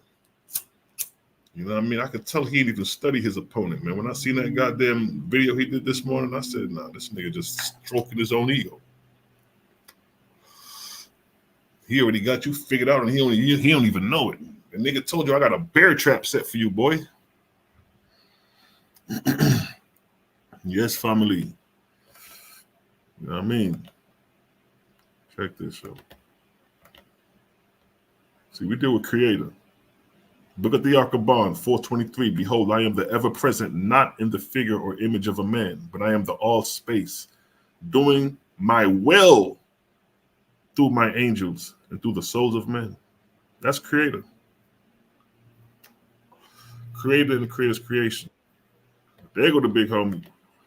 There you go. Peace to the righteous God. What's good, King? Peace to the righteous God. Creator gang, FGK in the building, man. What is going on? Hey, so you ready for tomorrow? What's good? Talk to me. Yeah. I've been ready, man. I've been cooked that up. That's just waiting. I done cooked it up, timed it out. You know what I mean? It's gonna be monumentous tomorrow, man. I'm a turn up, but the information is hitting so hard. I ain't even got to do too many extra. You know, sometimes I throw a little jab in there, that you know, a little jab here and there type, but I really ain't got to do too much, man. The information just bang, bang, bang, bomb after bomb. The boy, I think he gonna crack. Y'all gonna see him crack them all. Yeah. Did you see the live? Did you see the live he did earlier this morning? Nah. I ain't see it. I heard you say he did a car chronicle, so I'm gonna go check him out. Yeah. He was talking about the debate you and him gonna be having, and then he brought up that Peters too. Sure enough. Yeah, that's the only place. That's the only place that anybody that's a Paul sympathizer go, because it seems as if Peter is vouching for Paul. You know what I mean? And when you do the history, and that's something important. You got to get into the history versus the literature. When you do the history, man, you find out 1,600 years ago, it was a huge scholarly consensus that Peter did not write Second Peter. I got the sources. Mm-hmm. And a lot of people are saying that Second Peter came out in the mid-2nd century. So shit, that's how you know he ain't right, because shit, Peter supposedly lived and died during the 1st century. You know what I mean? So, but after I show everything I'm gonna show, and then I got that for a rebuttal, because I know that's somewhere they're gonna go, why is Peter vouching for Paul? I thought you never asked. That's already on the rebuttal. As soon as he say it, I'm gonna go historical on him. And then I got an article to back up the historical doctrine that I'm saying. You dig? Mm-hmm. And the crazy part is, after you hear all this, how do you still just hang on to Second Peter? Even say Peter did write that. Maybe he wrote it at a time when they was cool. You see what I'm saying? If he did write it, but the scholarly consensus is he ain't had nothing to do with that Second Peter, which means he wasn't hollering at Paul at all. He wasn't vouching for him. Paul actually was an enemy of Yahushua in them way. Like, it was more of a family dynasty. To back up what I'm saying, it's a dude named James Tabor. He got a YouTube channel now. He just retired from being a professor for like 40 years. He got a book called The Jesus Dynasty. Jesus Dynasty. Check that out when y'all get a chance, man. Yeah, and it shows it was a movement surrounded around his family. From John and them, to him, to his mama and them, to James, to his brother Simon, to his brother Judah. There's no coincidence that the name of some of his disciples and the name of his brothers are identical. You know what I mean? A lot of scholars will tell you that's because those are his brothers. You see? Yeah, man. It's gonna get deep more, bro. I got some stuff to show y'all. Y'all gonna be like, man, hold on, man. Hold on. Hey, another thing when I was listening to him on there, he said that he brought a Katazak, and he said that how the niggas be thinking or whatever. But one thing he said was, he said he was gonna start going to outside sources, but Katazak told him to stay in the scripture. But I find that funny that he talking about going to outside sources. I'm like, nigga, that's where you gonna lose at. You see what I'm saying? Katazak's like, nah, stay in the scriptures. And when he said stay in the scriptures, I said, well, he gonna convict you with them letters. So in a way, you still got them gonna get hung on the cross, my nigga. Yeah. You done either way, because what I do, or what's so dangerous about what we're doing is we can go right to Paul's letters. You got to unexplain all that. Right. You know what I mean? So anything, once I go to the letters and then go outside to verify my point, everything I pull outside, no matter when it came to play, only verifies everything I've been saying. So my strategy is to always stay in the Bible first, dealing with them. I'm just gonna shoot from the Bible first, and then I get to pulling all these sources that I know you ain't touched or never seen before. Right. You know what I mean? So either way he cracked. Either way he cracked, because he's not gonna be able to explain away Paul's own words. Why is he cursing them? Why is he telling them that their nuts need to be removed and castrated? Why is he calling them pseudo or fake? Look, the very words that they use with the IUIC that got y'all niggas outside rolling around on the ground, fake Israelites, that's what they call them. If it ain't the ISUBK, you're a fake Israelite according to them. Fake in Greek is pseudo. What that nigga Paul called James, Peter, and all them niggas fake. False apostles. Deceitful workers. Facts. You know what I mean? And then call them workers of Satan. So in other words, you calling somebody fake is hostile. And the proof of that is they call IUIC fake all the time, and that got them rolling around on the ground twice this past year. Exactly. You know what I mean? He outmatched, because even when I'm listening to him talk, I'm like, yo, this nigga really don't really. You can tell me instead in the videos, you ain't seeing no rebuttal. I like, yeah, I watched one of his videos and he said this. Well, if that was, like he ain't showing no rebuttal tactics. He's just going in on his view of how Paul was cool with his beloved Peter, or Paul was a Benjamite. I'm like, that shit don't hold no weight when you got so much other angles attacking that. And that nigga could have lied, nigga. You know what I'm saying? Yeah. And then what people don't realize, anybody can say they're Israelite today. Everybody that's claiming to be an Israeli, listen to me. Everybody claiming to be an Israeli today is claiming to be an Israelite. How do you say Israelite in Hebrew? Israeli. How do you say Canaanite in Hebrew? Kanani. How do you say Perizzite in Hebrew? Perizzi. How do you say Edomite? Adume or Edomi. You know what I mean?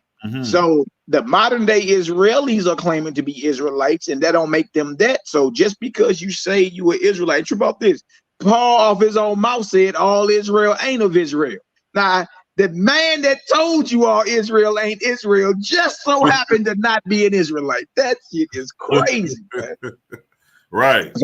So we got that covered everywhere. I go to the concordance and show Israeli means Israelite. Shit, it's game over. Like, what you mean? Just because he say it don't mean he is. You can't produce no Benjamite Israelite family tree for Paul, for Saul Paul. You got to hold him accountable to that. Hold that nigga accountable to show that family tree of goddamn Benjamin to prove that.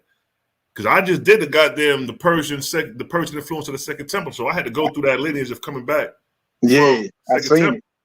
And it was like, I ain't, you know what I mean? I ain't seen no motherfucking none of that shit going on with no separate tribe of Benjamin and the Benjamite lineage. I don't see none of that.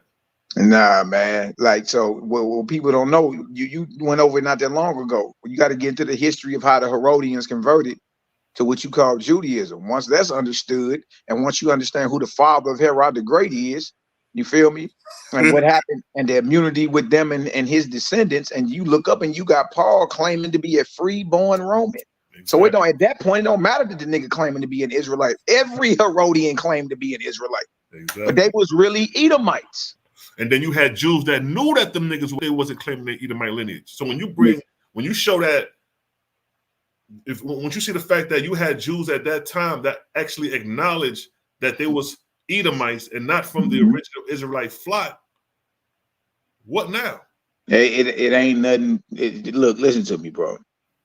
The weight too much for his shoulders. He gonna crack. He gonna crack. He gonna attempt to talk with his hands and explain himself out of it. But bro, I'm putting Paul's words right on the screen. Explain that.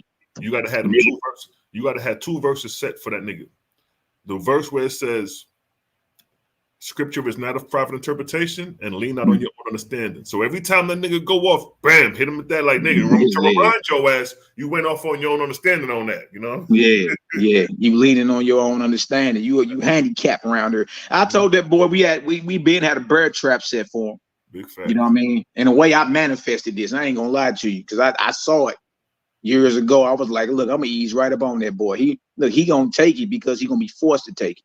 Right. You know what I mean? Shout out to my brother Daryl Cosmine tonight at 7 p.m. Central. He on the Lions Den with a powerful presentation. The gang gonna be in the building, baby. Oh, that's You know tonight. what I mean? Okay, bet. That's the night on the Lions Den. And then tomorrow night it is yours truly.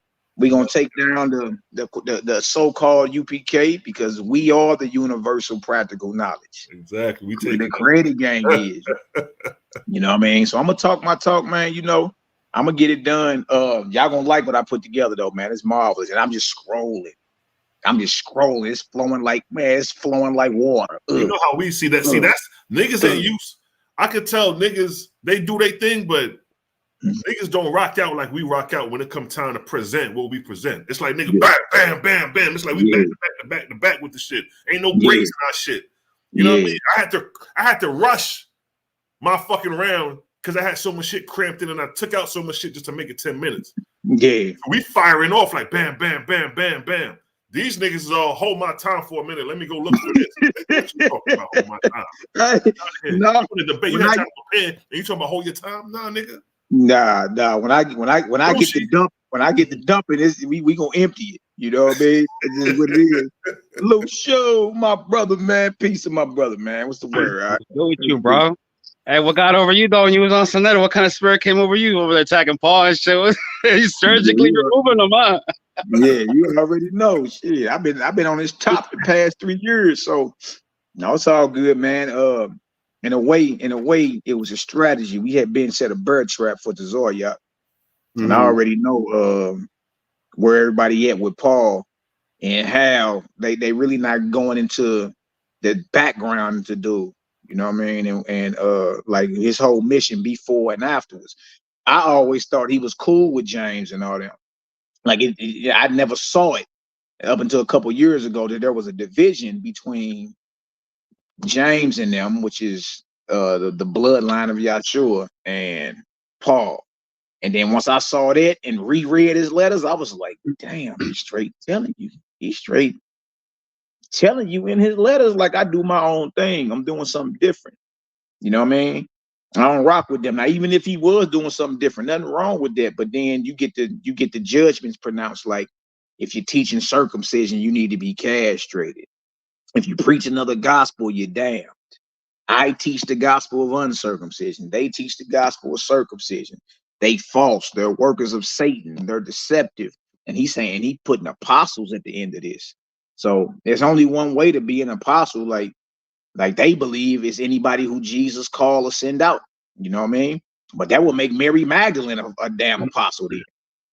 You know what I mean? She was there. She witnessed the baptism. She witnessed the resurrection. And according to the Bible, when he resurrected, who did he go to first? He went to Mary Magdalene and he told her, you go out and tell my brothers I'm about their grave. So technically, she fits the definition of being an apostle more than Paul does. So she the first apostle then? That's what I'm saying. Like, you be real with it. So nah, bro, it's just a lot of background history that Israel don't understand. You know what I mean? So I'm just gonna go ahead and show his letters and then show everything beside that and show like, hey, look, he was opposite of what Yeshua and them was doing. Regardless if you sympathize with him or not, the topic of the debate is this. What he taught was opposite of what they were teaching. And in some cases, it was hostile. So I'm just gonna prove that. That's it. Easy work. Bezel say, don't give him too much, Mally. I ain't gonna say nothing else. You right, bro. I ain't gonna say nothing else. Easy work, though. I'm already done with it. It's Google Doc. I'm just gonna be scrolling headshot. That first round gonna be game over, bro. Yeah. I mean, yeah. You keep it to the text. If you keep it to the text, you'll be all right. I think Selah said earlier when I was trying to come in, you know, you don't lean on your own interpretation. Just keep it to the text because that's all they ever do. And they be the first ones to say that shit. They be like, oh, lean not on your own understanding. But when you read according to the text verbatim, what do? They start leaning on their own understanding. Yeah, so that's what I'm gonna do. I'm just gonna hold them to Paul's letters, and that's why Bezel, this ain't giving them too much, homie, because them letters ain't going nowhere. You know what I mean? Galatians 1:9 gonna say what it says today and tomorrow when I bomb this nigga.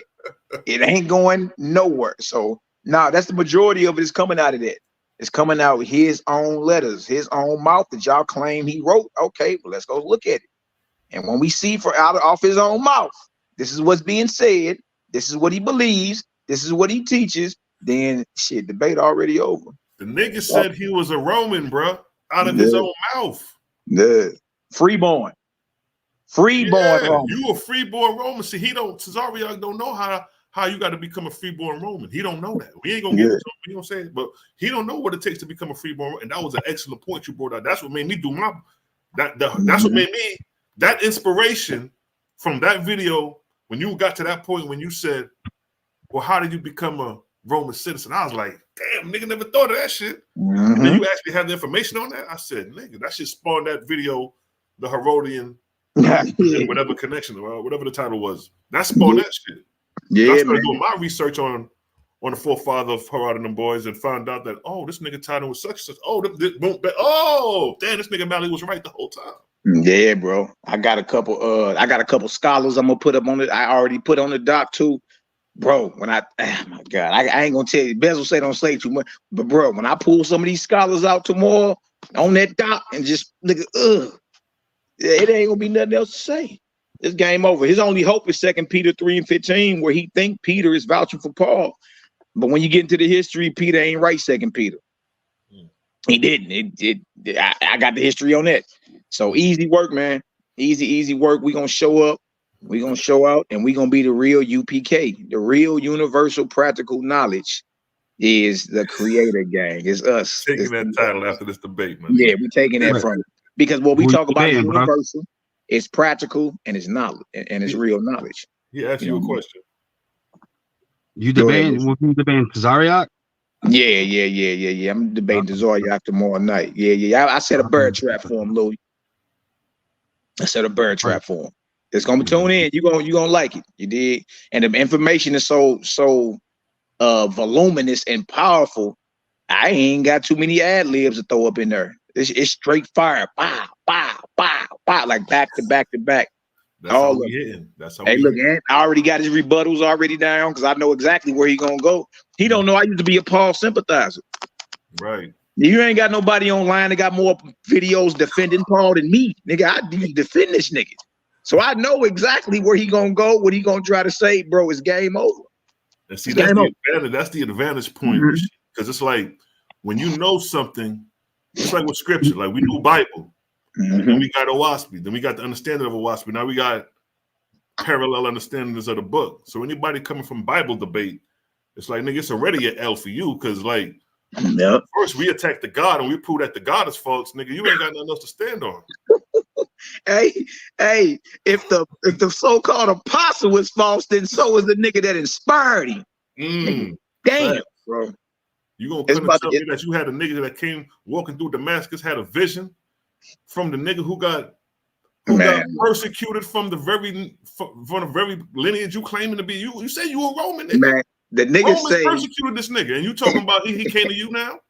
Hey, the nigga said that Yeshua appeared to him speaking in the Hebrew tongue, a damn Greek proverb. Is it hard for thee to kick against the pricks, bro? I'm like, man, look, I'll show y'all some of this shit. Y'all be like, damn, bro. Crazy. What up, Ladybug? Night and day, man. Easy work, you did. So yeah. Y'all tap on in. I'm about to hang on back, man. Watch the rest of the live. Finish off a few extra preparations and all that shit. I'm just gonna be hanging back today, man. I might jump on and do a quick live and just let everybody know tomorrow's going down. Facts. Yeah, that's about it though. Y'all already know. Facts. Why don't you write some letters, bro? Write some letters to your own, bro. You say what, bro? Write some epistles of your own, bro. Man, you heard me? Tell niggas I got inspired. I ate too much spaghetti and had a ragu vision. nigga woke up and started levitating around his broad. So basically, the debate is just surrounding Paul and the movement, or the disciples. Yeah, his teachings. It's showing that his teachings are in opposition to the real apostles, and at times they're hostile, according according to the law. The very law that these niggas claim they follow. I'm like, I don't know why he took that. That's real easy. That's real easy. You know what I mean? And I think a lot of people just don't understand what it was that went down at the Jerusalem assembly. Once you understand what went down in Acts 15 and Acts 21, it happened twice. If you can understand, if slow down and understand that right there, if you can understand that, and then behind that read Galatians, it's gonna be crystal clear to you. You're gonna be like, damn, dog, this cat is really on one. You know what I mean? And this is you after can tell by reading his letters, dog. Yeah, it ain't just before, it's after. That's what I'm trying to get people to see. After that encounter at the going to Damascus, he still was against these brothers. He still was against an agenda, man. That was, you know what I mean? Mm-hmm. That was an agenda right there, yo. It's like, come on, man. Who this cat? And then he got 90% of the New Testament. Nigga, like everybody, and then people who use Paul's words over Jesus. Yeah, Paul never quotes Jesus. Look at that. He never quotes him one time. He never quote. He even go into the Gospels and quote this nigga. Like even with his arguments with the apostles, that's all he had to do. All he had to do was like, look, hey, your brother said this, and that would have ended the entire argument. You see what I'm saying? Right. Like Jesus never gave this nigga no gospel called the gospel of the uncircumcision. He never taught that. And then he already had his apostles out amongst the uncircumcised teaching. So they already had protocol for the gen. See, everybody can get down. You know what I mean? It's just we got to have the same discipline. That's it. It's just the same discipline. And there's no separate discipline for somebody that believes is outside of your ethnicity. If they want to get on with the movement, they can get on. But it's the same discipline. We eat the same way. We got the same discipline and structure.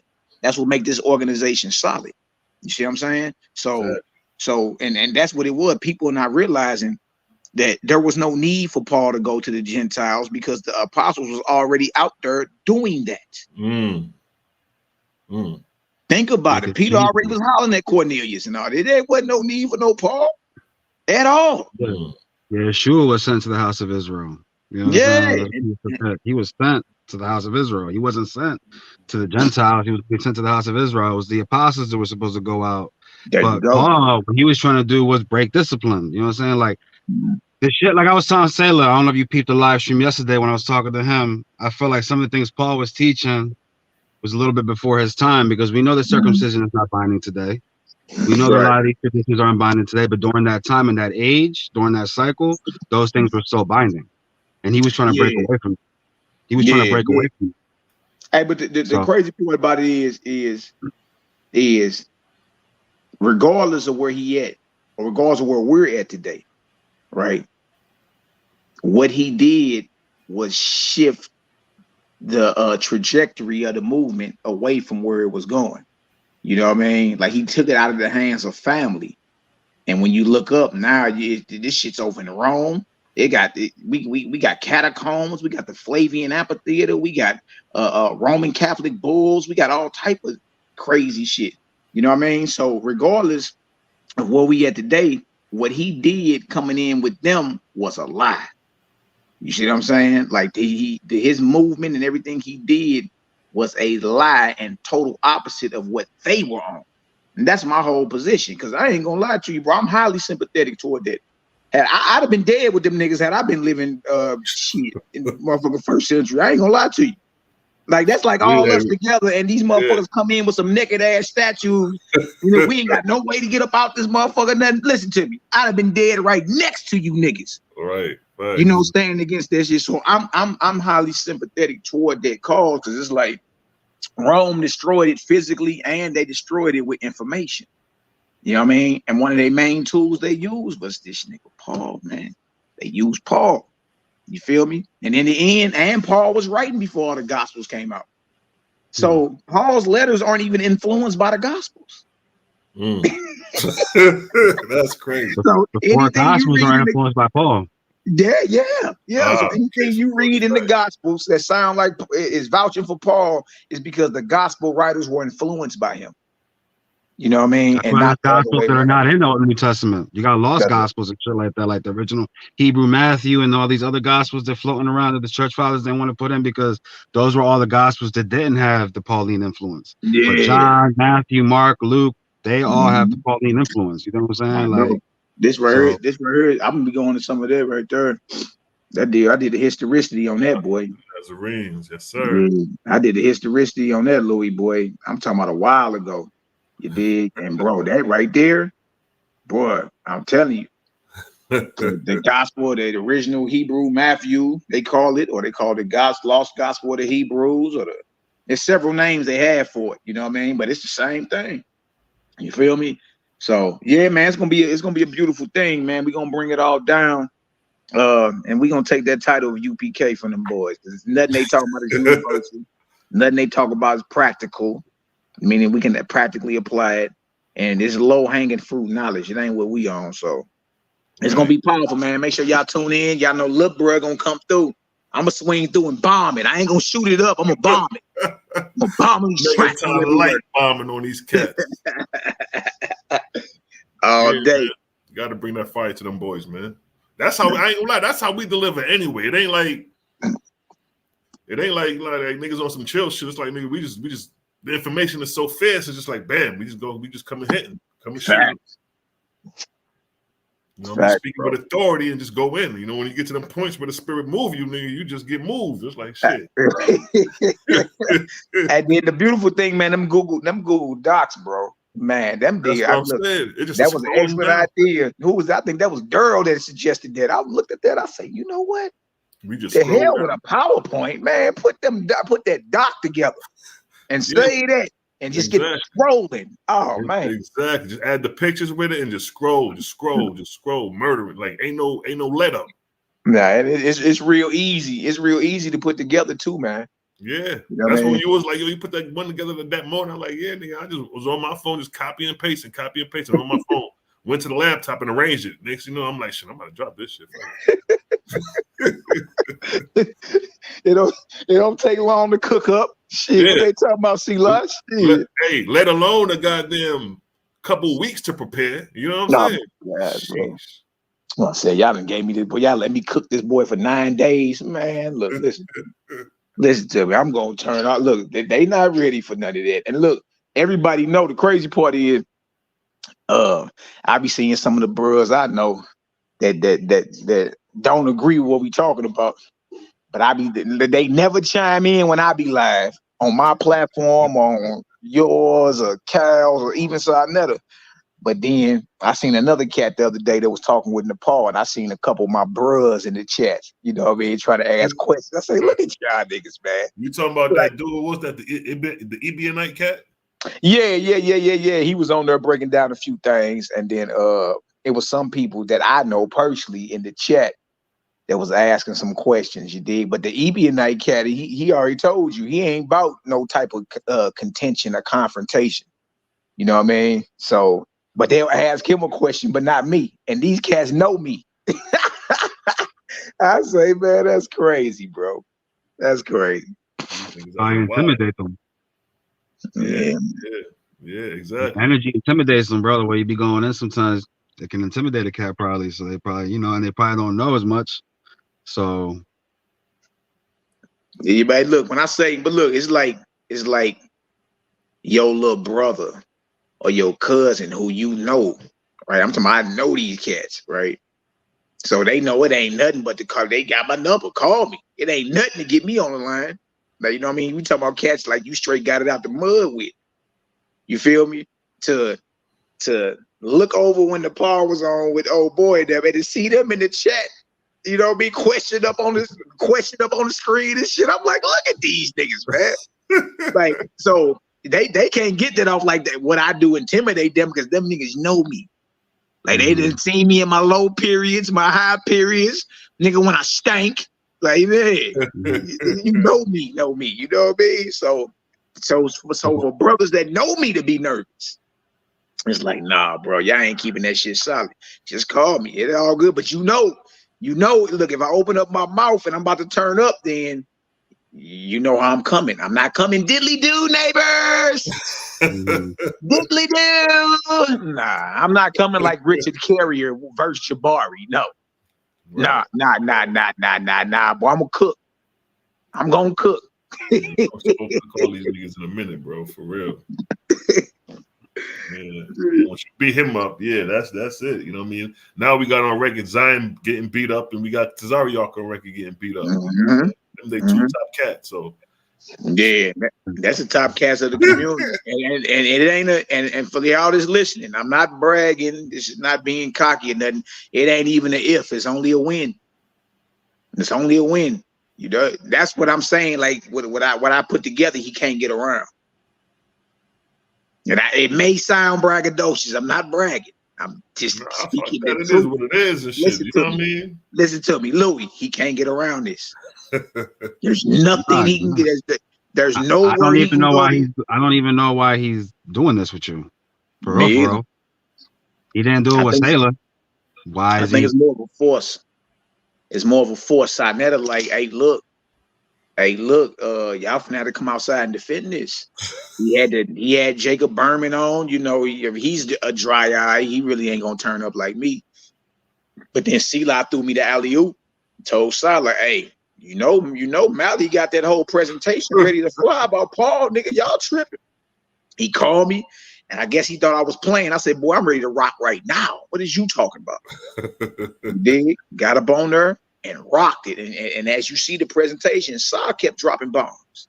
Right, yeah. He knew what it was. That nigga even said it. He said, yo, Tazariak, I don't think you're ready for this guy. He said that during the presentation. You finna change his life, bro. When he get in there with you finna rock his foundation and change his life. He ain't coming out that shit the same. I'm just letting you know that right now. He's gonna be a changed man after that shit. He probably gonna move different. Yeah. Right. Yeah, but I'm gonna email him. I'm gonna tell him give me his email. I'm gonna email him the whole doc and check this shit out, bro. You know what I mean? We ain't hiding shit. We'll send you the presentation. Shit. I'm just saying, like, look, we ain't got no problem. I ain't got no problem with you knowing that. That's what I bust a Sig Sawyer. Here you go, right here. You know what I mean? Like, shit, I ain't got no problem with you knowing I bust my AR pistol. This is what it looked like. Here it is, right here. Right. You feel me? The whole point is the stuff that I'm talking about ain't going nowhere. It ain't like he can re-edit the Bible in 24 hours and make it seem like it's saying something it ain't saying. No, you are above your pay grade. They ain't told you because they don't know that Paul was doing his own thing. He wasn't doing what the Messianic movement coming out of the first century was doing. He came with his own concepts. He came with his own ideologies. You know what I mean? Shit, the nigga caught hell doing it. You feel me? That's about it. And in the end, if you just tripping off Bible, the nigga gets back to Rome and basically retires. This nigga is on these basically like there ain't nowhere in the Bible where Paul gets beheaded. He got back to Rome and retired.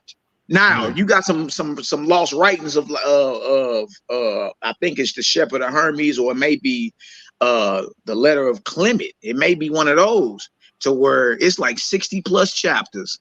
And in there, this nigga Paul gets his head cut off by Nero, and then the nigga resurrects as a headless corpse. Like, what the hell is going on? So if anybody say, well, Rome killed Paul, what's your source on that? The Bible say the nigga was on house arrest, basically living in Caesar's palace, chilling. You know what I mean? Oh, well, we got to go here. When you go there, if you keep reading, you're gonna bump into when he died. These niggas say this nigga with a chopped off head resurrected with a chopped off head, and either I think he ascended to heaven or something crazy, man. But biblically speaking, Paul gets back to Rome and he retires. And he retires. That's what happens. You know what I mean? Who else? And who's to say he didn't get back to Rome? Chill for a minute and get sent back out. Who knows? They ain't got his death in the scriptures, do they? No, not in the Bible nowhere. Do they got his death anywhere on record in history? Yeah, and it's one of those Clement letters. It was one of those Clement letters. I think it is. But they would say because they're saying that Nero Caesar cut his head off. You know what I mean? Which means Paul would have died before the fall of Jerusalem. You know what I mean? He's saying Nero Caesar cut his head off in Rome. You dig? That ain't in the Bible nowhere. And the only reference to him dying like that is in a New Testament pseudepigrapha. And which, okay, maybe that did happen. But what make it not believable is, nigga, what? Okay, so what other disciple then resurrected from the grave? I mean, damn. So Paul, so Peter didn't resurrect from the grave. James and them, none of them. Paul did though.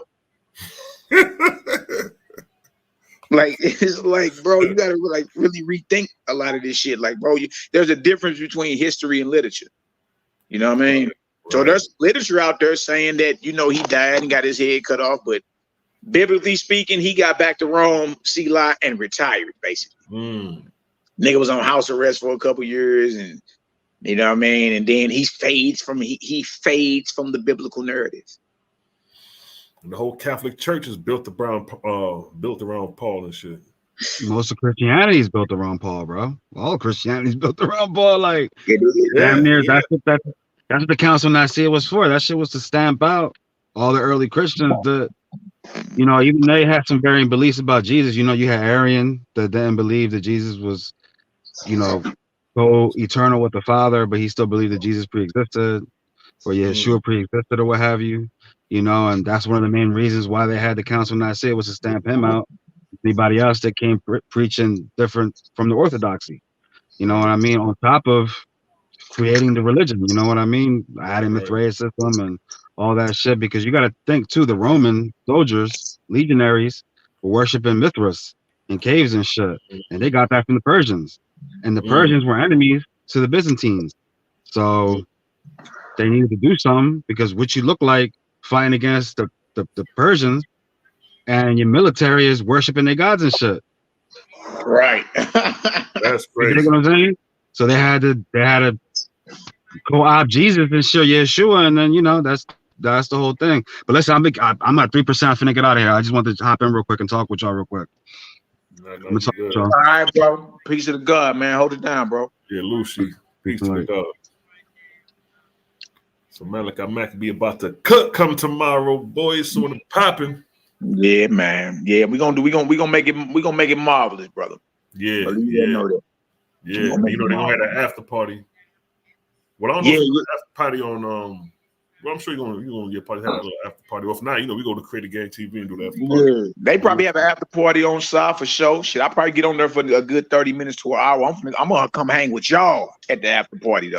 Right. You know what I mean? So I'm pretty sure we do our own thing, Creative Gang TV. Yeah. You know, I ain't trying to. After I smoke, dude, I'm gonna pull up over there. I'm gonna swing the block, pull up over there for another good 30 minutes to an hour, then I'm off there. Right, fact. Then I'm off there. Exactly. You know what I mean? Y'all want to come holler? Come on over to Creative Gang. We live right now. Shit. You know what I mean? Start pushing traffic over. Oh, damn, shit. You know what I mean? That should drive subscribers all the way up. Like, damn, where you finna go? Yeah. I'm going over to Creative Gang TV. Right. That's where they at with it. Yeah. You know? Yeah, it's gonna be a beautiful thing though, man. I'm really thankful that he allowed me to get up in the ring with him. You know what I mean? Because the Zaryak been doing this for a minute, so shit, he could easily play it like, oh, you know, you ain't on my level type. You know, he could easily play it like that if he wanted to. But shit, the nigga, see, this was a sensitive topic for the nigga because they go hard body with the New Testament and they rock Paul. Same thing with Zabot. They hard body New Testament cat. So that probably was a more sensitive topic to take than the one he had with me, but you know, yeah. What excuse to nigga say that nigga ran from it? And then you had a wider range to play with on my topic. Which book is better? Yeah, so you got from Genesis to Revelation with Paul. You just dealing with New Testament. Yeah, man. So it's more like a force because you remember I called everybody in Israel out on this topic going on 3 years ago. Facts. You know what I mean? And a lot of them ignored me. Probably thought I was gonna fizzle out or something. You dig? But nah, I dozed this. So I drop 110 Nazarene editions, over 400 hours of teaching on the topic. Go down in Humility STL, tap in, go to Nazarene edition part 1, and go all the way up to 110. It's over 400 hours on it.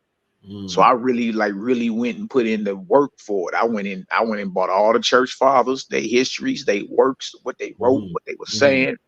I did the historicity on the Nazarene text, the Essene literature, all of it.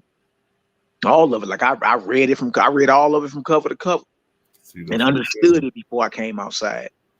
You know what I mean? And so shit, I already knew like they ain't dealing with the information I'm dealing with.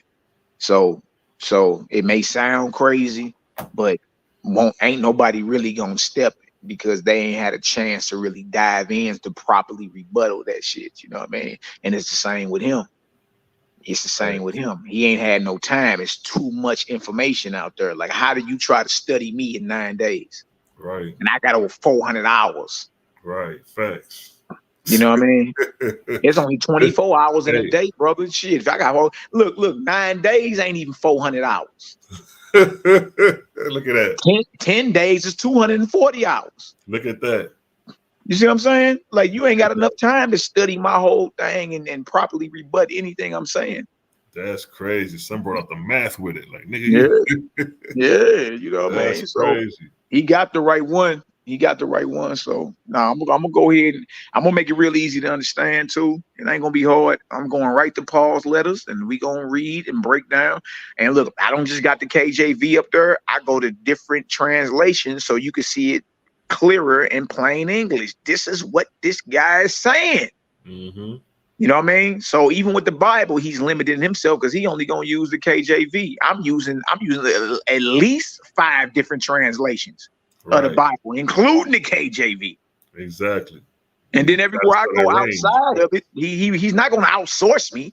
So everywhere I go outside of it, you know what I mean? It's about to be even more of a nail in the coffin. So, or even if you do decide to go outside, he may source something that you already got and could be more, you know what I mean, detailed about what he's trying to say. Because you caught that nigga last time on a whole bunch of what he was trying to say. You finished it up for him.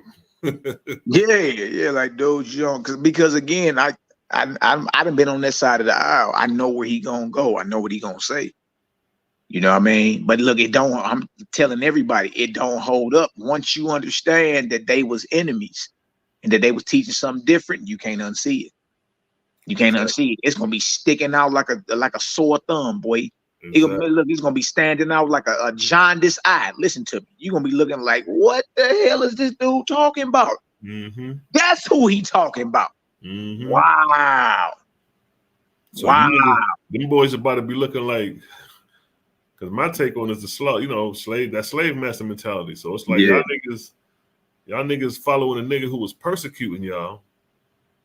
Then he had a vision about a nigga who never met in the flesh. And then he preaching Christ and y'all rocking with him. So I'm like, y'all can't say nothing ever in life about John Newbro again. Y'all can't. Because y'all rocking with slave master till this day. For 2,000 years, these niggas been rocking with slave master Paul. Hey, you done messed up too, man. Well, you done messed around and threw me the alley-oop. This Selah and gave me the physical description of this nigga Paul. I said, oh my God. And then you put them pictures you put on there, that's gonna kill it. When I get to that part, because that's toward the end of the first round, bro. That's it. I'll be like, there he is. There he is right there. There go Paul. Oh my God, bro. Wait till y'all see what Selah threw. Selah threw, it's your fault. And this shit go left field tomorrow. It's because of your ass, nigga. This nigga threw me an alley-oop, y'all. That's so smooth. It's about to look. It's gonna rock them tomorrow. They gonna be like, damn, dog. Yeah, that's what I said. That first round is game over. Yeah. Now I took your advice. I said, you know what? He right. Fuck that. Fuck waiting. Hell am I waiting to bring that out later on? They set that off right in the beginning. Yo, that first round is over. Ain't nothing else. This was gonna happen. But you made the premise of that first round. If you go first, this is what's gonna happen. If he go first, I don't even, you may rebut him here and there. But if you go first, he gonna spend that 3 minutes and maybe some of his round having a rebuttal. He got to address that. He gonna have to address that first round. Ain't no way around that. You see what I'm saying? Or if he go first, You come back, do your 3-minute rebuttal to what he say, and then go into your first round. Then when he come back, got to address that. You got to address it. And it's gonna take way more than 3 minutes to address that. Man, it's kind of hard coming. Like, I don't know how you gonna come behind me. You know what I mean? Like, it's gonna be. I'm telling y'all. Like, damn, dog. Like, how the hell? It don't hit the same. You know, when something vibrate faster, or something is made up of something that's harder, so it strike. It hit different. Right. Hit different. You don't see. Like, damn, this nigga just really like destroyed the whole thing. Yeah. Right. It's gonna be it's gonna be very, very interesting. Y'all make sure y'all chime in tomorrow, man. 8 p.m. Eastern Standard Time on Side-Netta. Then we're gonna do the after party on Creative Gang. I'm gonna swing through Side probably 30 minutes afterwards, 30 minutes to an hour. I ain't gonna stay on there too long. You know what I mean? I'm gonna let them know if they want to holler at us, they can come over to the Creative Gang TV, like, subscribe, share, do all that. And you know what I mean? We can chop it on. It's looking good for us right now because, you know, first we had these cats. You know, I was supposed to debate a couple cats. They ran. Then the top cat who ran, sorry out. Then I just beat up Zion Lex, and then you about to beat up Cap. So we looking good right now. You know what I'm saying? And this is in the range of theology and Bible too. Yeah, I mean, we ain't get to the science and the other aspects yet, but we just beating up the religious side of it right now. Yeah, wait till that science come out, boy. It's game over. It's game all the way over. But now the God, that's important because the God spell, you brought that out a while back. The God, man, look, that is real. When y'all realize how long this stuff been right in our face, that shit can be scary to you. Like, how the hell has this been in the Bible the whole time? I mean, right in front of my face. Like, I religiously read this dude letters. You know what I mean? Right. And I've never tripped off this. You know what I mean? That lets you know that spell is real. And for anybody to think that this is just some type of doctrine you can make up, I challenge any one of you mealy mouth Negroes right now to go grab any other apostle like Andrew or Bartholomew or any of them and paint the picture that I'm about to paint about Paul. You do it with one of them. You do that with one of them. You go show how they really not Israelites. You go show how they're enemies. You go show how they're not apostles. You go show how they was teaching something opposite. You go show they was cursing the brothers and condemning them and calling them false and workers of Satan. You go show all that. You go show where they pronouncing the judgment of castration just because you teach circumcision. You know, you ain't gonna be able to get around this. You go show with them saying you can eat whatever you want in the meat markets and stop asking questions. Because you go show that. You go show them having a problem with the Nazi dreadhead man. Salute my brother Selah Shalom, the Nazi dreadhead man. You know what I mean? About locks is braids. That's what they say. Locks is braids. Most of the brothers was Nazarites. I got the history on all that. I'll bring it all out. But my thing is this: if locks is braids, who unbraiding the shit and braiding the back? Who's unlocking it? Yeah, who's unlocking it then relocking it? Nigga, that ain't locks then. These niggas ain't making. And then I know cats who braided their hair into locks. Yeah. You know what I mean? So it's like them niggas don't be making no sense sometimes. We know what the hell they talking about, bro. It's a doctrine of man. That's all it is, man. Big facts. You know what I mean, it's gonna fall. It's gonna fall. We're gonna have fun doing it. And by tomorrow night, Creative Gang is the new UPK, Universal Practical Knowledge, and the new HOK, House of Cosmos. You dig? You know what I mean? That's facts. us. That's us. Big you know facts, what I mean? man. And all that debate of the year, you know, we're talking about Richard Carey and Jabari and all that. I wasn't impressed either way, for real. But I mean, you know, people, you talking about how the professionals debate and all that. I hear all that. You dig? It's just like it's just like being outside. Like if you outside, then you really got to bust your gun. You know what I mean? Over here in this, like how the bros and all us debate, regardless of what platform, everybody know they got a source up, bro. You got to bust your shit. You know what I mean? It ain't good enough for you to step out there and diddly do neighbors. Yeah, I'm Richard Carrier. I have a PhD. I'm an expert. I'm an expert at sniping. You know, I did. But nigga, you ain't got no gun. You ain't busting nothing. You know what I mean? So I would say Jabari won that just based off his presentation. Not saying he was right though. Like, yeah, because a lot of the sources he pulled, he wasn't really showing. Yeah. He just showing symbolism. That shit was outdated. A lot of that shit was outdated. That's what dude was saying. He was like, you still depending on Budge and them and all that. That new information is out here now. Exactly. Facts. You know what I mean? So only reason I would say Jabari won that is because of presentation. I don't like how Richard Carrier came over there and just thought he was finna talk niggas to sleep. Get your monkey ass up out of here somewhere. You better be over here sourcing your ass up, nigga. Just as easy as you type that PowerPoint up, you could have put you a website, a link, or something up there as a source, just so people could see source. Facts. You know what I mean? Exactly. So yeah. I think there's no need for us to conform to how they get down over there. We do what we do.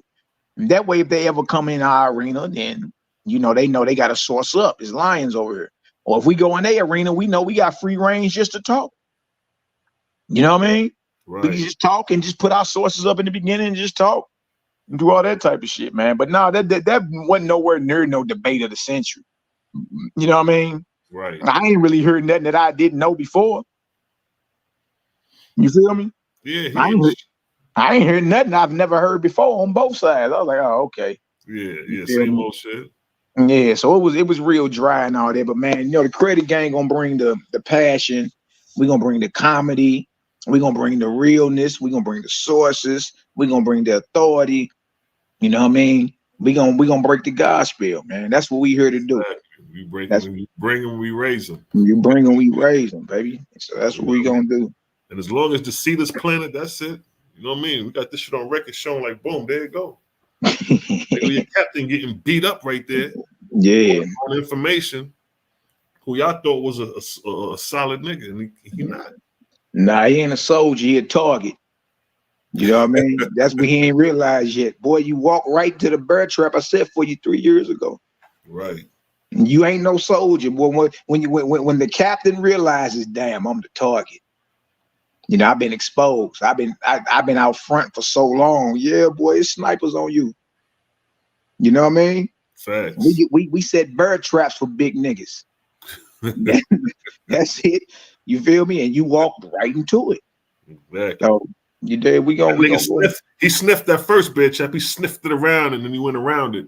Then he found another bed trap. He about to step his foot in this shit. Yeah, man. Yeah. He gonna. It's gonna be bad.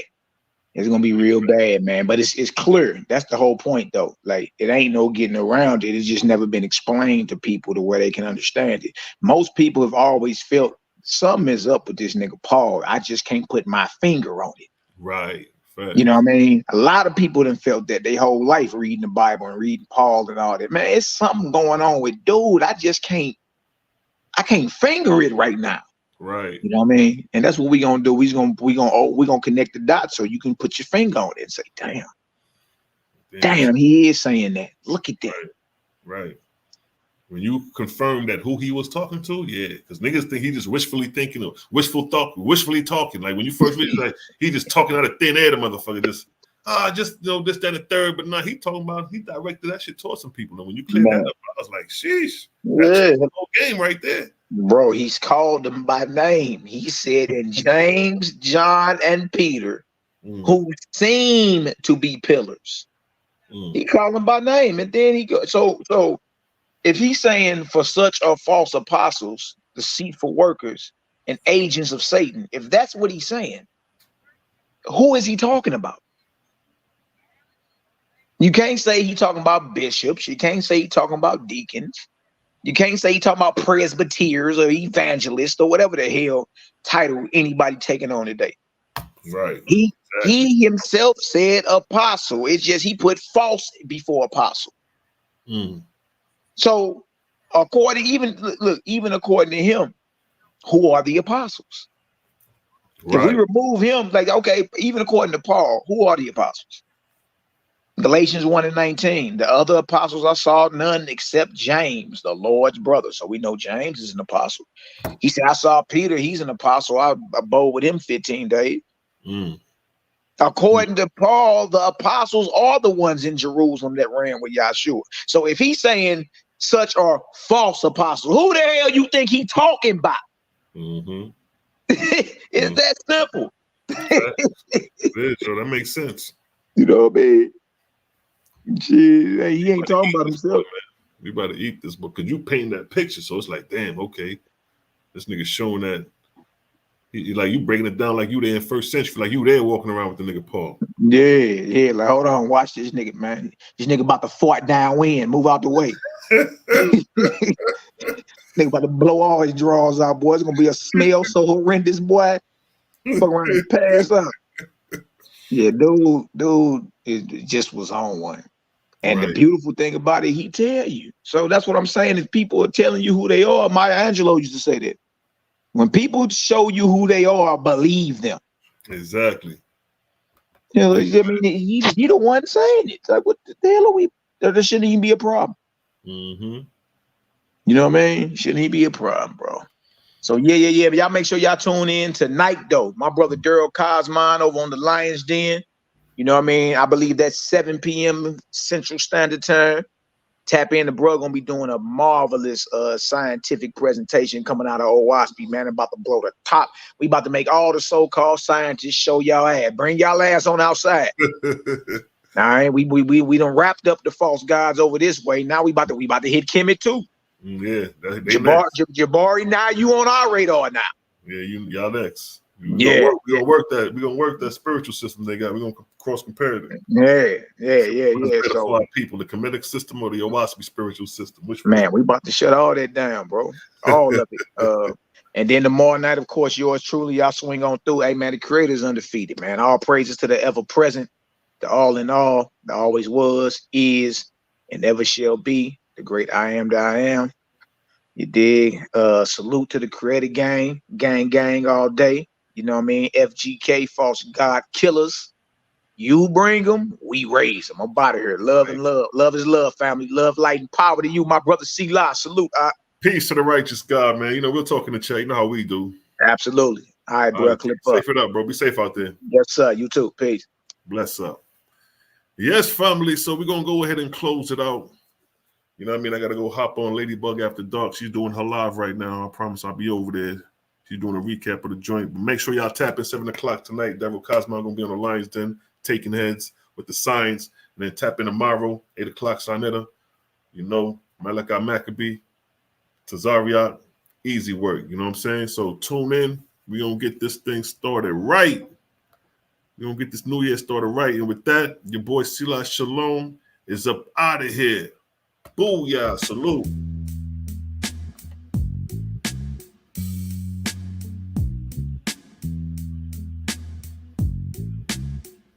It's a blood clot vibes.